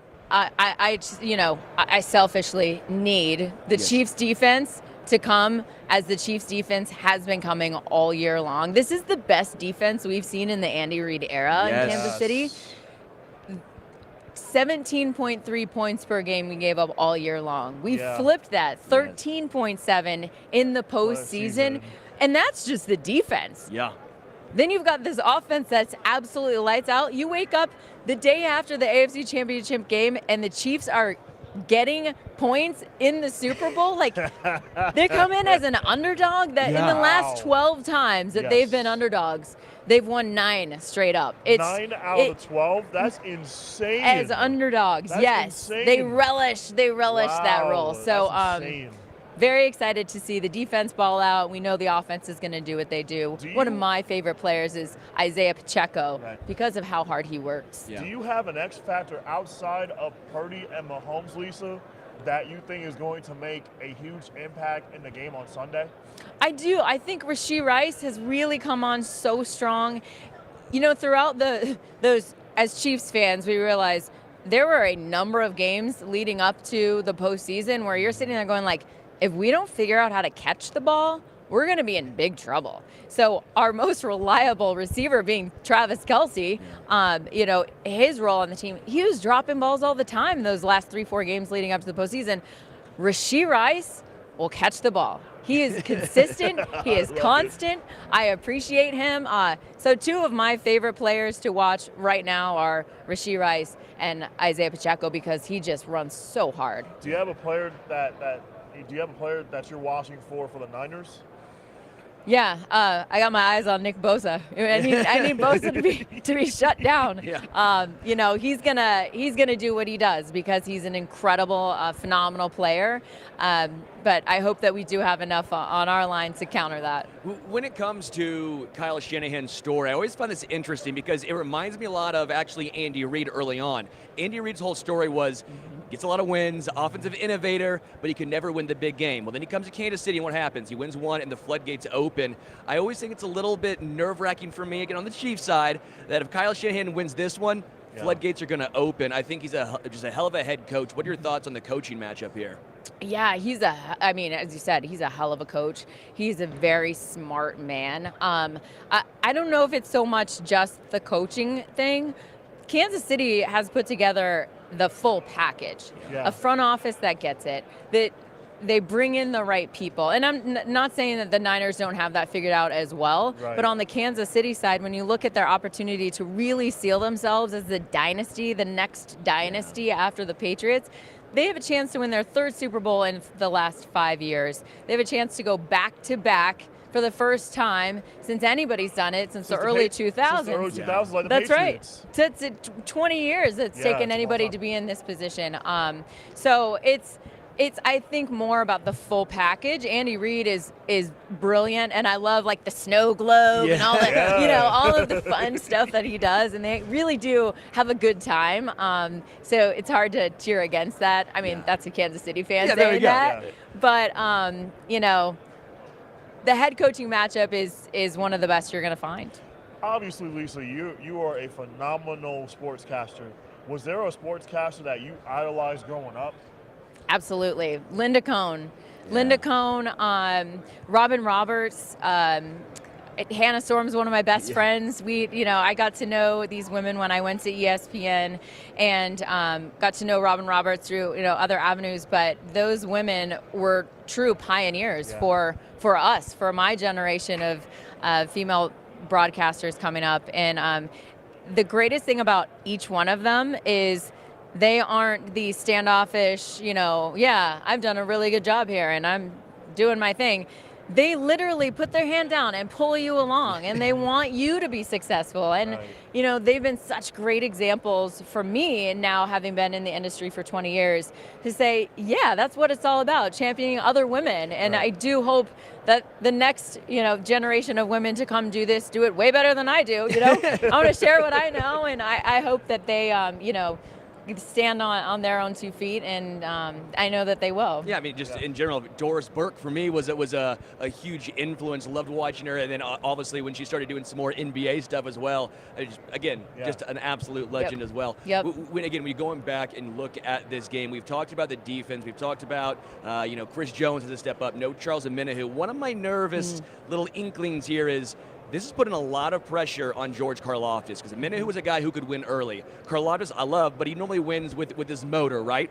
So Chris Jones might be getting doubled, even triple teamed that time. So for me, I think Karlaftis has to have a big game. Is that who you're tabbing, or is it more of someone else defensively? No, I think you're absolutely right. Omenihu was a huge loss. I mean, he had 7 sacks this season. His pressure, he just was everywhere. So to lose him and not have the in the AFC Championship too. So it's not like we've had a couple games to be able to say, all right, let's feel this out and see, how we're going to put this together. Right. But what's great about football is it's a team sport. And so while there are, a number of one-on-one matchups throughout, it is a team sport. Karlaftis has to step up, but so does everybody else. Everybody on our team, on Kansas City's team, has to come with their best game. And hopefully our best game is better than the Niners' best game. Did you have a favorite sport growing up, Lisa, that you love to watch outside of football?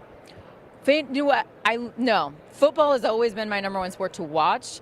I played basketball in college, so I'm a hooper. I'm a point guard. I drive. I know what. 2, let's go. I'm coming down. Yeah. Let's go. Fast break. So I love basketball. That's always been in my blood, but I've more than anything sat down on the couch with my dad and my mom and my siblings when we were young, and we watched these Chiefs games when I was a tiny little thing. Speaking of basketball, I played basketball for Special Olympics. So last year, I played unified basketball, and my unified basketball team, we were undefeated. Wow. Heck yeah. 7-0. Heck have you seen the hands? I gotta post you up. Get in here and box out. Take you down. Yeah, I play power forward. Oh man, that's awesome. Tim Duncan-esque, right? Yeah, I'm Tim Duncan-esque. I'm grabbing rebounds all day, posting up, dunking all day. What's your comfort range? My comfort range is like mid-range. Outside, I can shoot threes really well. Yeah. My free throw shooting is like 80% from the free throw line. Get down to the short corner. Yep. The little pop, the little guys. My most points I scored in a game was like 38. Oh wow. Oh, no big deal. Just dropped that 38 on us. Not a big deal. And wow. I actually made a game-winning basket, and that basically sent my team to States. My coach literally hugged me after the game. As he should. Yeah. I hope you felt really good about yourself. I did. What an incredible moment for you. It was an incredible moment. I really just knocked down the shot, just knocked it down, cool, calm, collected, just shot over the defender's hand stretched out, shot it, made the basket, won the game for my team, and we made it to States, and we won States that year. You know what's cool about that, Malcolm? The way that you just described that whole moment and what you were feeling, you will always have that with you forever and ever and ever. Always. What a cool gift, right? Sports, man. Sports. It always comes down to it. Sports, man. You've been a Chiefs fan a long time, so we're in the same boat here. Did you ever think that we would become the villains? Because did you ever think that the Chiefs would be the team that they're now the hunted? Now they are the team that beat you because they have the better quarterback, that they have the better head coach. Because growing up, I'm sitting here going, it's never going to happen. I'm just going to be alone in a world where my team never wins. I'm a Royals fan. I went to Mizzou. It's a hard life, but all of a sudden the Chiefs have done this. Did you ever think this was possible? Yeah, that it's a hard life flag. We can't fly that we anymore. Cannot. No one's feeling No sorry sympathy. for us at all. One of my favorite players of all time is Marcus Allen. I love the way he played. I would watch him like at the goal line, and he's jumping over everybody and bowling into the end zone. Marcus Allen, who played for the Raiders. He also played for the Raiders. That's absolutely right. He back in those days, you're like, it was almost like we were having our own little like DFS. Like I would play, I would cheer on certain players and be like, he's so good. Yes. Our team not so much, but like he's so good. Yeah. Brees Holmes. Brees Holmes. We got Larry Johnson. Yes, all those great names. Rest in peace, Derek Thomas. Yep. I mean, such an incredible player. So you'd root for these guys, and as every sports fan knows out there, you give them your heart and soul, and you're just Don't like, forget about please Torrey don't Pope break as well too for the Chiefs. Absolutely right. Yeah, just here's my heart and soul. Please take me somewhere. So as Kansas City fans, it's been a nice run. Yes, absolutely. Lisa Kerney, thank you so much. Honestly, really do appreciate the time. I know we're rooting for the Chiefs. We're sorry, Malcolm. We apologize. In advance. In advance. But you see, you both are actually leaning me towards the Chiefs because I actually said, as much as I love the Niners, I just don't think the Niners have it in them to win this game. I just think the Chiefs are going to actually make it. I think the Chiefs are actually going to win it on Sunday, and I just can't wait, just to see it in person because I've always wanted to cover the Super Bowl. It's been a dream of mine. Like in all my years of sportscasting, like as a 34-year-old, I mean, I'm here for the second straight year. I mean, who would have thought that I would get to do this as a unified reporter for the second straight year with FanSided, with special moments? I mean, it's just, the world is my oyster. I just want to see where this goes next. It's been a dream of mine, and I'm not going to stop, and I'm just going to keep going. You know who the winner of this Super Bowl is? Malcolm. It's Malcolm. High five. Thanks Malcolm, for having me. This was such a pleasure. I really appreciate it. Thank you so much. Thank you, FanSided. I enjoyed talking to you, Lisa. It was an honor. It was an honor and a thrill. Thank you. Thanks for having me. Also, go FanDuel. Come on now. FanDuel. If you're not doing FanDuel, you're doing it wrong. But also Right. gamble responsibly. 100%. The system. Get your tools down. Thank you, Lisa. All right, you got it. Thanks, guys. That was a lot of fun. Malcolm is the real winner over here, guys. I think Malcolm, he's already won. And we're winning because we're with Malcolm. Does that make us a winner too? Can I? Yes. Why can't I ball with you, dude? Yeah, you can ball with me too, Sterling. Absolutely. I'm 3-point shooter only, though, just so you know. I would say 3 and D, but We got Victor Cruz coming right now. I don't really have much defense, so I'm kind of more of a line. You can work on defense a little bit, Sterling. My defense is pretty good too. I try to stay in front of my defender as much as I can. So we're gonna have Victor Cruz I up can't next. wait for Victor Cruz. He's probably got us a lot, but you better believe I'm gonna ask him to do his little touchdown celebration. Yeah, I would love to. I would love to ask him how did he get that?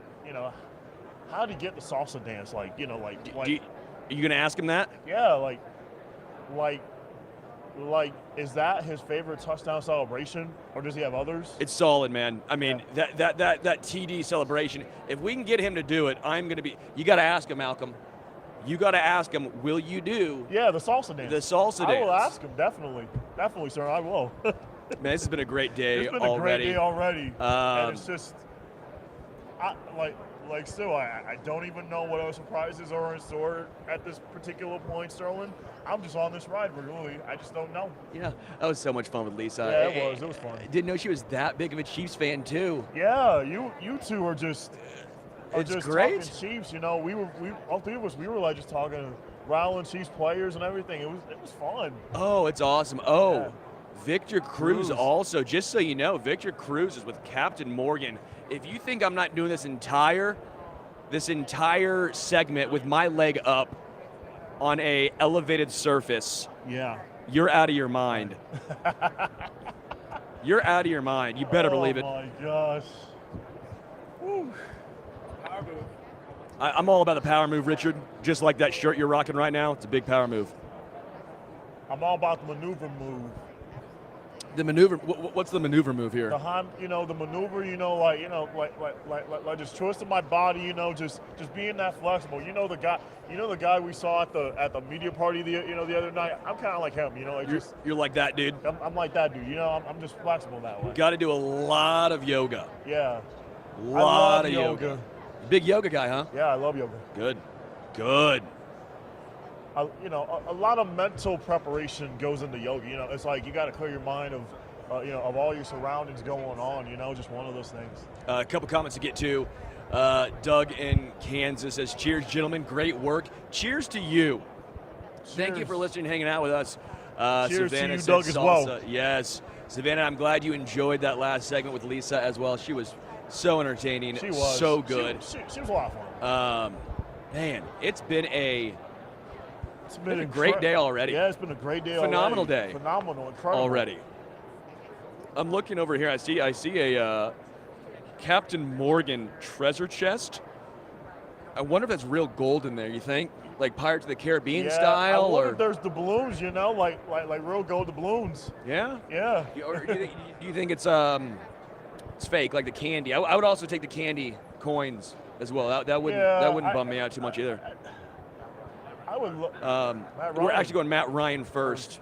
Matt Then Ryan Cruz. coming up in just a moment. Matty Ice, man. We've talked to some great quarterbacks. Yeah, some great quarterbacks this week on the road, definitely. Drew Brees. Yeah, Talked Drew to Dan Brees, Marino. We've talked to a lot. Yeah, Matty Ice. Kurt Warner. Kurt Warner. Oh my gosh! Wow. We've had some fun on the road this week, Sterling. We have had some. We almost need to get the quarterbacks on one side. Yeah. And then the running backs on the other. Yeah. And see what happens. Hey, Matt. What's up, Matt? Good to see you. How you doing? Doing great.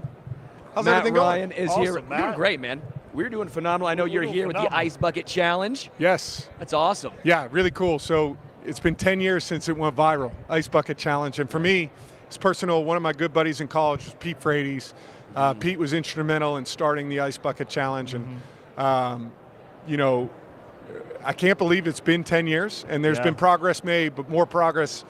We need to continue to keep the awareness out there so we can find a cure. It's a tough disease, man. I saw what it did to him. I saw what it does to the family. And continuing the research and trying to find a way to better treat and hopefully eventually cure something that, we're looking to do. And I'm happy to be out here today and spend some time with you guys. Awesome, Matt. I would love to ask you, what's impressed you most about Brock Purdy and Patrick Mahomes? Just both those quarterbacks. I'll start with Brock. I think it's his temperament. Just the ability to handle situations, stay calm, not get overwhelmed by anything. I think he's incredibly impressive that way. I think he's underrated in his competitiveness. I think he gets tossed off as nice guy, and he is a really nice guy, but he's a competitor, man, and he's not scared of the moment. I love that. And then for Patrick, I don't even know where to start, but this guy's a winner, and he finds different ways to get it done. He's not scared of the biggest moments. Yeah. Your biggest part of the game, he wants the ball in his hands and has a knack for making the play, whether it's running, throwing, scrambling, throwing it up to Kelsey. It doesn't matter, right? Yeah. He's going to find a way to make a play when you need it. And some guys have that knack. He certainly does. Awesome. How do you think Steve Spagnuolo tries to slow down the whole Shanahan system, right? The Shanahan system, phenomenal. CMC, obviously, but just everything in general. How do you think Spag will try to attack this? Well, I think it starts with shutting down the run game. And to me, that's San Francisco's bread and butter. I know we talk about all of the pieces that they have in the passing game, whether it's Kittle or the two wide receivers and Ayuk and Debo. But to me, it's the run game that sets it all up. And so I think you see early on he's going to hit pressures. This is what Steve Spagnuolo does, but it's going to be more run pressures, trying to stop the run. Make sure they're setting the edge, meaning, not allowing San Francisco to get outside in the run game, which is where they want to be, whether it's with the jet sweeps or whether it's with the outside zone. They want to run the football outside and then cut back. So the way to stop it is to condense that edge. I think it starts there for Steve Spagnuolo, and then you gotta hit the quarterback, and that's what Steve Spagnuolo does as good of a job of as any. I can personally attest to that. He does as good of a job as anybody of getting after the quarterback. Is there a quarterback in today's game that reminds yourself, that just reminds you of you when you played? There's certain guys that you look at. I think they do certain things well. Like a Brock Purdy in the way that he distributes the ball in the play action pass game, I think is really similar. Tua Tagovailoa, what they did in their scheme, his ability to throw the football over the middle with touch. I think there were a lot of similarities with what he did, and just some different guys. Some of these young guys got more powerful arms than I had. Can throw it with more power. I was more of a precision guy, but I also had some pretty good guys on the outside that we could throw deep to, so you didn't have to be as precise. You could just throw it up. It's really funny here, just on Radio Row, there's a tight-end community that's very tight-knit. Yeah. The running backs, very tight-knit. Same thing here with the quarterbacks. We've had Kurt Warner, Drew Brees, Dan Marino, and then all the running backs over here. I'm laughing going, is there going to be a little fight breaking out between the quarterbacks and the running backs out here? Listen, it's all love at this point, right? We had our times to compete with each other. I think there's this level of camaraderie and respect for guys that have done it at the highest level. And you know how hard it is, right? You know how difficult it is to play in this league for a long time. And when you see guys that have done it, there's a tip of the cap, immediately of, hey, man, well done. Heck of a run and great job. So I think there's a lot of respect, at least from my side, for former players. Was there a team or a player that was difficult to go up against when you played? Yeah, I mean, there were a bunch in our division. I think about defensive players, right, that I was specifically on the field going against. And, in New Orleans, I got hit by Cam Jordan far too many times, right? Far too many times. He was a problem for us. In Carolina, which was in our division, Luke Kuechly was a pain in the neck, calling out your plays, and then you're sitting there and you're like, he's actually right. That is exactly what we're about to run. Hopefully they can't stop it. And then I think of Tampa, the three teams in our division, and a guy like Levante David, who's still playing at such a high level. Such a high level for them. Still playing great. And I still think of him as this young player, but he's 10, 12 years into the league and still running as well as he ever has. He was a great one to go against for a long time. Don't forget Antoine Winfield Jr. for Tampa. Hey, man, the ball hawk. Yeah, he's a ball hawk. The ultimate ball hawk. This guy was taking it away at a level nobody else was this year. Exactly. Wow. For a player, what is the playoffs like? The intensity level, as well as obviously in the Super Bowl, it's so much different than anything you will go through the 2 weeks leading up, and it's just the pageantry. You're no longer at your place. Again, we're here now, the 49ers, UNLV. Little unique situation here, obviously, right? Yeah. What was this like for you in your career? Yeah, I think it's one of those things, right? You work your whole life to get to this point, and then there's this bright light that's shining on you these entire 2 weeks that you can't escape from, right? It's just constantly there, and so that part is tough. The constant media availability that you have to have. It's longer than it ever is, right? So there's that weight that puts on you. But to me, that's exactly what you want, as a player. Like, I want all of that. I want the pressure. I want the brightest lights. I want to be on the stage. Like, there's no stage fright for me. Like, this is where I want to be. And so, to me, I kind of love that. And, it was the thrill. You just immediately get into it and you want to be back again. Yeah. Again, Matt Ryan here. He is with us with the 10th anniversary of the ALS Ice Bucket Challenge. I'm sure, obviously, as a player, you're better handling the ice than most, right? You can take those ice baths. I was used to it, man. Like, we were in the ice baths all the time. I remember doing my first Ice Bucket Challenge. It was after a training camp practice. Yeah. And so it was like, I actually need this. Like, it's perfect. Everybody else is scared of this or whatever. It was like 97 degrees with 100% humidity in Atlanta. I'm like, give me it. Give me all of that ice. It felt good. So, Matt, really appreciate it, man. I appreciate you guys. Pleasure to talk to you today. Thank you guys so much. Appreciate you. Awesome. We got a sweater for you right here, Malcom. We got a sweater that from Special Olympics would like to present to you, Matt. You guys are the best. Special Olympics launched the Yeah, I Am Special campaign. The organization is working hard to erase the stigma that is associated with the word special. Awesome, Matt. Thank you. Awesome, Matt. Really I love it, guys. Keep up the great work, too, Thanks, that Matt, you guys so are doing. much. It's really important. Thanks, Matt. Thank you, guys. You're welcome. Appreciate it. Good stuff, Malcom. Thanks, man. Good stuff. It's fun. All right, it was fun. Matt Ryan's awesome. That was awesome. Very fun. It's really cool now because now we got Victor Cruz. The Shanahan connection, you know? Yeah. When seeing how to stop, that was a great question in the YouTube chat as well. What's up, guys? How we doing? What's Joined up, now by Victor? How are Victor you? Cruz. Oh wait, do I have to, Victor? Do I got to do this the whole? Man, we're on the, Do I got if you want to. Do I got to If Captain you want- Morgan this that's the whole actually a good time? pose. Thank you. That's See, actually it's good. very nice, right? And he picked the right leg. Yeah, you get the you right gotta leg. have that leg. Yeah, the right Look leg at is that. there.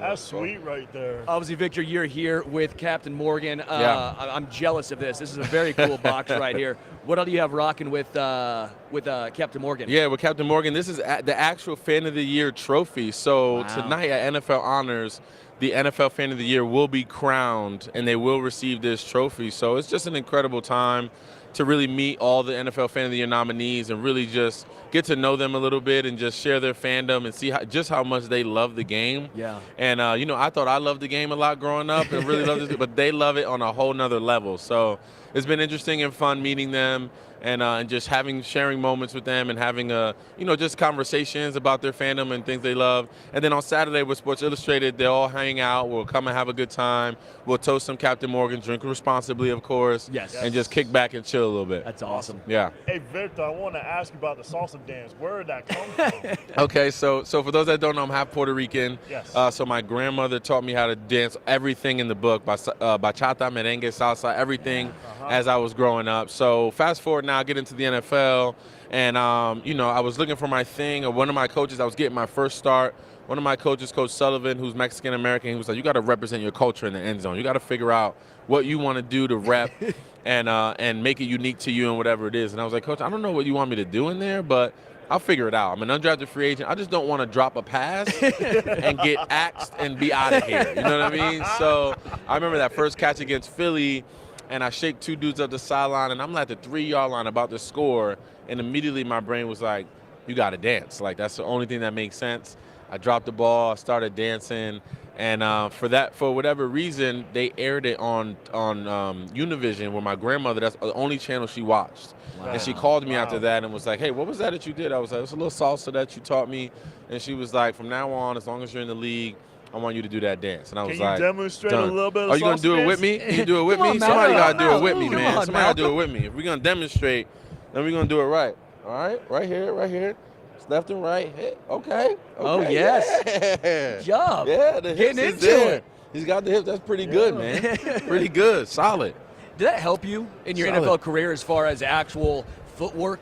I'd have to imagine, a lot of guys have other things they do, whether it's yoga, a lot of different training exercises outside of football to try and give them an extra step. Do you think, honestly, dancing growing up potentially helped your footwork to get to the NFL? I think so. I think it actually played a part. I think the more I danced, the more, coordination it gave me throughout my body and just understanding what my body can do. I think that, along with Taekwondo as a kid, Yeah. I started that at 6 years old from about 6 to 12, and I was like the youngest Taekwondo black belt at 12 years old. And then I realized, man, I can't be the freshman in high school and be the karate kid. I gotta figure out something. I gotta transition to another sport and do some other things. Then I got into basketball, football, obviously, and a little baseball. But it was, but those early years of dancing, obviously, and doing Taekwondo really gave me a sense of my body and what I can and can't do. Talk about the receiving position. I mean, what's the easiest part of being a wide receiver and what's the toughest part? Well, the easiest part of being a wide receiver is your job's pretty easy, right? Just go catch the football, make the tough catches, and have fun. We get to just be ourselves and show our personalities, right? We get the kind of the freedom to kind of do that. And the toughest part is exactly that, making those catches, in those key moments, knowing that those moments are big moments within the game, and coming down with those passes, not letting your team down, not letting your quarterback down, especially when your quarterback is going to be a Hall of Famer one day.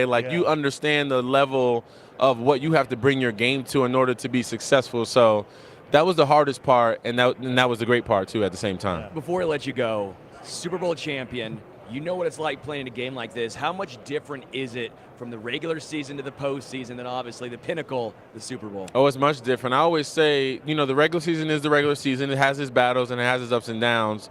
The playoffs and the NFC Championship game that I played in was the toughest game that I played in physically. And I say the Super Bowl is the toughest game I played in mentally because there's there's 2 weeks to prepare. You're trying to stay locked in and focused throughout those 2 weeks. You're trying to make sure that those outside things don't interfere with your mentality and how locked in you are. And then you get to game day and you're like, okay, it's time to just do this and like time to lock in and understand exactly what I need to do to perform. So mentally, the Super Bowl is a whole nother animal. Victor Cruz. Really appreciate it, man. Appreciate you being on with us today. Yeah, my pleasure, man. Thanks for having me. I appreciate it. And also shout out to Captain Morgan, okay? NFL Fan of the Year. Someone is winning a badass trophy. Can't wait to see. Lock in tonight to check it out. 100%. Oh my gosh, that trophy is amazing. I appreciate it, Victor. You got it. Thanks so much, Thank man. you, guys. Hey, take it easy. Thanks, Victor. Take care. Hey, Malcom, you got a nice little salsa lesson right there, too. did. Not only did we get some insight to a Super Bowl champion, not only, you also got a little salsa demonstration. As well, baby. All right, we got C.J. Stroud coming up here. C.J. Stroud coming up next. It's a quarterback carousel today, too. Yeah. I mean, it has been. You want to make sure it doesn't fall off? You don't want that to hurt someone's foot? Wow. It's pretty heavy. It's official. Hardware. Yeah, it's oh my gosh. It's official. It's official, CJ. Joined now by the CJ? Joined now by the Pepsi Zero Sugar NFL Rookie of the Year winner. Stroud of the Houston Texans. Yes, sir.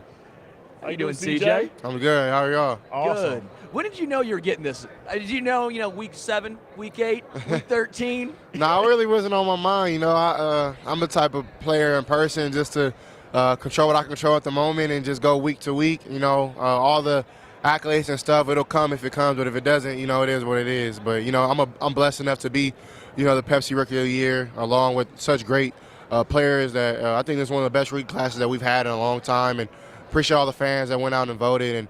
And it's been just really a special moment for me just to have a great award like this. Is there a quarterback that you looked up to growing up as a kid? Yeah, I looked up to Michael Vick. I know our playing styles are a lot different. I'm not as fast as him, but he was a great player in the pocket as well. He's a very underrated passer, and I also looked up to Joe Burrow, and I think we have similar styles and how we play. So there's a lot of players that I looked up to. When it comes to the Houston Texans, the fans have to be just incredibly excited right now, and you are a big reason why everyone wants to hit on the quarterback, right? But I don't think anyone expected going from what happened last year to this year, and you, again, were a big reason why. Can you talk about the excitement? What happened? What got into the Houston Texans this year over year? Yeah, I always feel like we've had, special players, and we just needed to put a special team together with the right coach. And it started with D'Amico and him standing that standard every week at practice and training camp, OTAs, just holding us at that standard that we need to win because he knows what it takes. He coming from San Francisco where they won a lot of games, and me coming from Ohio State. I think that's a great thing that Nick did. He brought in a lot of winners, and, winners win. So it wasn't just me out there. I have a lot of great teammates that played at a high level every week. I always say quarterback's job is to make everybody around them better, and honestly, they made me better as a quarterback as well. So it's been an honor. CJ, talking quarterbacks, what's impressed you most about Brock Purdy and Patrick Mahomes, the two teams that we're going to see on Sunday? I think Purdy is somebody that a lot of people got to show more respect for. It's nothing easy about being an NFL quarterback. Yes, he's on a great team with a lot of talent, but he's upholding his talent. He's making the guys around him play at a high level. He's making plays. He's making the right reads, right checks, and I have a lot of respect for that guy. And Mahomes, he's up there playing with some of the greats right now. I think this game, if he wins, he'll get up there with the Bradys and all that. And I'm a really big fan of his and love what he stands for and just the person he is. You can tell he's a genuine dude. For you personally, was it pretty cool? I mean, there was that Ohio State quarterback curse for a little bit. You heard about it once they went to the NFL, but you clearly have broken that now, right? Was that special? Did that ever cross your mind at all? No, I think stuff like that is just for people, for us. For fans and media and for us to. And it's not no problem. Everybody's entitled to their own opinion and how they want to think about it. But I think Justin has done a great job. Yeah. I think he's gonna have great years to come, and I'm really excited to see him ball out these next couple years. And for me personally, I wasn't really on my mind, but cool. We're gonna get rid of it. You might as well. So I think even the young guys coming up after me are gonna do a great job coming to the league as well. this matchup we got with the Niners and Chiefs on Sunday, do you have an X factor outside of Purdy and Mahomes? And do you have a score prediction? I don't have a score prediction, but I do think Fred Warner is going to have a great game. I do think Snead is going to have a great game. I love the corners and I love the nickel. I'm forgetting his name, number 22. Trent McDuffie. Yeah, McDuffie's a great player coming from Washington. I like both defenses. I think it's going to be a defensive game early on. Points will be scored more towards halftime, going into the second half. But I think it's going to be a defensive game. But I do think Mahomes is going to play great. There we go, baby. What was the hardest part going from college to the NFL? I mean, a lot of quarterbacks, they either sit behind a guy for a year. Patrick Mahomes did that. Obviously, Jordan Love did it for multiple years. You know, that's always a big storyline. Do you throw the guy in right away to start? Do you let him sit back for a while? You were thrown into the fire, and you succeeded. I mean, you had one of the best rookie seasons in a long time. It's very Mahomes-esque, but that was his sophomore year in the NFL. What was that like for you to transition to the NFL, and what was the hardest part?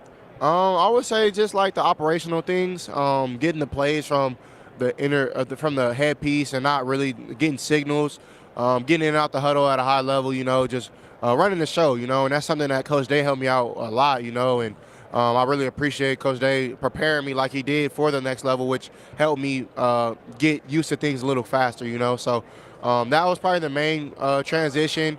Other than like guys, playing at a high level, just executing, seeing different defenses, learning like the trees that you're about to play from coordinators, stuff like that. So, if you had advice for high school athletes that's going to transition from college to the NFL, what advice would you give?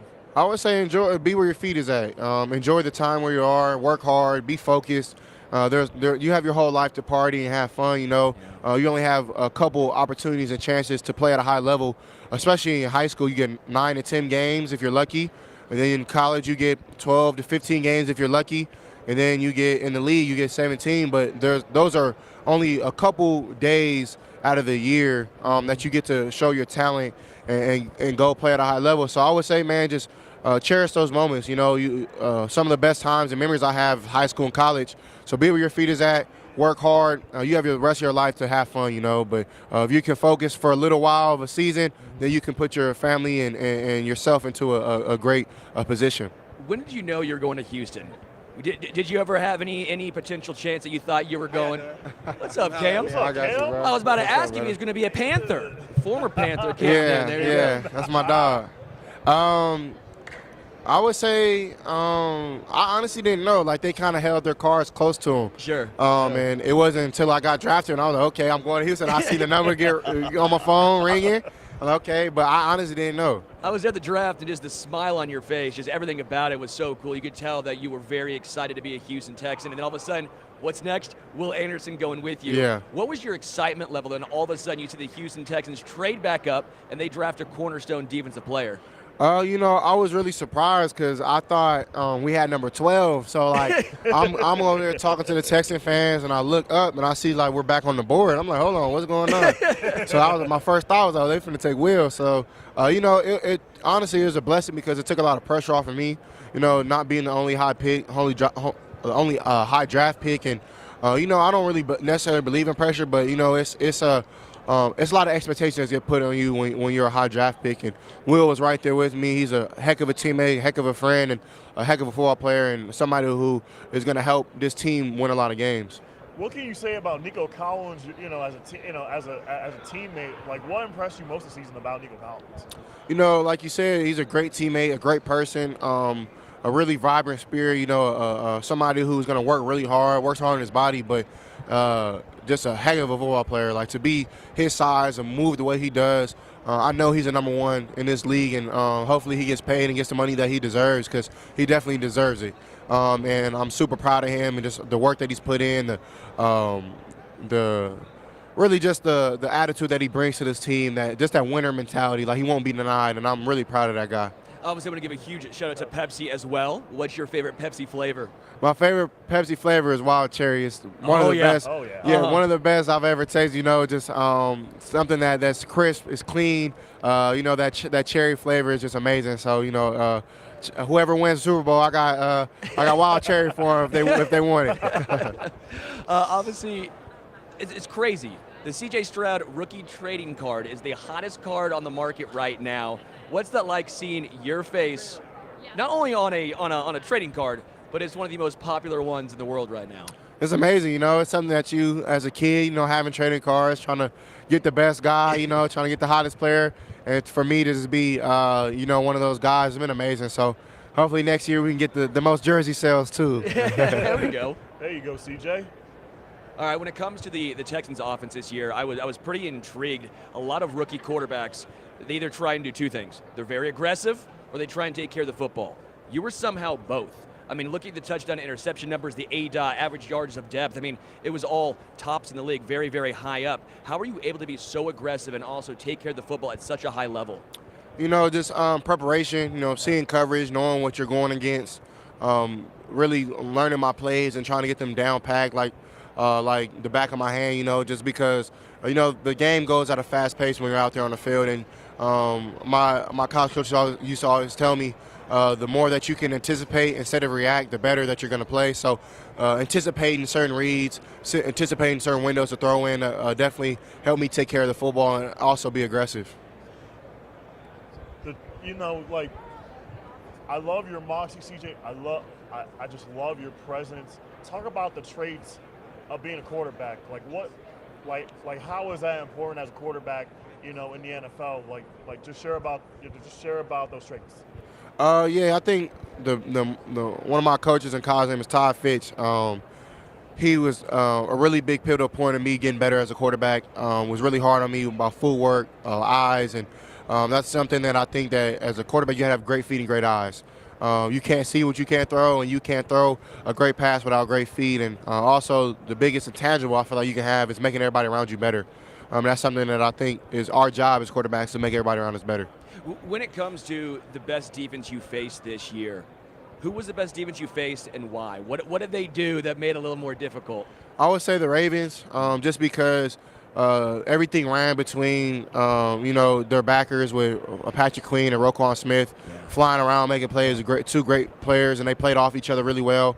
Then on the back end, having Kyle Hamilton, you know, having Williams, number 32, who's a great player, actually from my hometown, who made plays, and then their corners, Marlon Humphrey, having Stephens on the outside, Justin up front, number 92, and then David Clown. They were packed, man, all over. Yeah. And then Mike McDonald, excuse me, a great coordinator. He's going to do great things in Seattle. Been playing against him since college, and he does a really good job of mixing the coverages up and fire zones, also with replacement pressures, man pressures, just a lot of different things. Cover zero, like he does a lot of special things to put his guys in the right position to make plays. Yeah. I know, Malcom, you got something to give CJ right here. Yeah. I got something for you, CJ. A special one with swag. I appreciate that, man. Thank you, man. Again, That's love. We are here with Special Olympics. They do just a phenomenal job. Malcolm's here. Stroud Holmes of FanSided. CJ Stroud, Rookie of the Year. Pepsi Zero Sugar, Rookie of the Year. Yes, sir. Wild cherry spot, baby. Thank you guys for having me, man. This means a lot. I appreciate y'all, Hey, man. thank you, CJ. CJ, thanks so much. Thank you. Congratulations, man. Congratulations, CJ. Thanks. Hey, good luck next year, too, Good man. luck next year. Good luck, man. That's awesome. It's been It's been an amazing. been a quarterback carousel from the older to the younger. Yeah. We've had Kurt Warner, Matt Ryan, Dan Marino yesterday. We've gone all around, and now we have the new young face of the NFL, CJ Stroud. We have the next generation of quarterbacks coming up behind CJ. All right, Malcolm, we're going to wrap it for today. Yeah. Okay. I'll be back a little bit later on with Patrick Allen on the Arrowhead Addict stream in about 20 or so minutes. So, Malcolm, until next time. Until next time. We are out. We're out.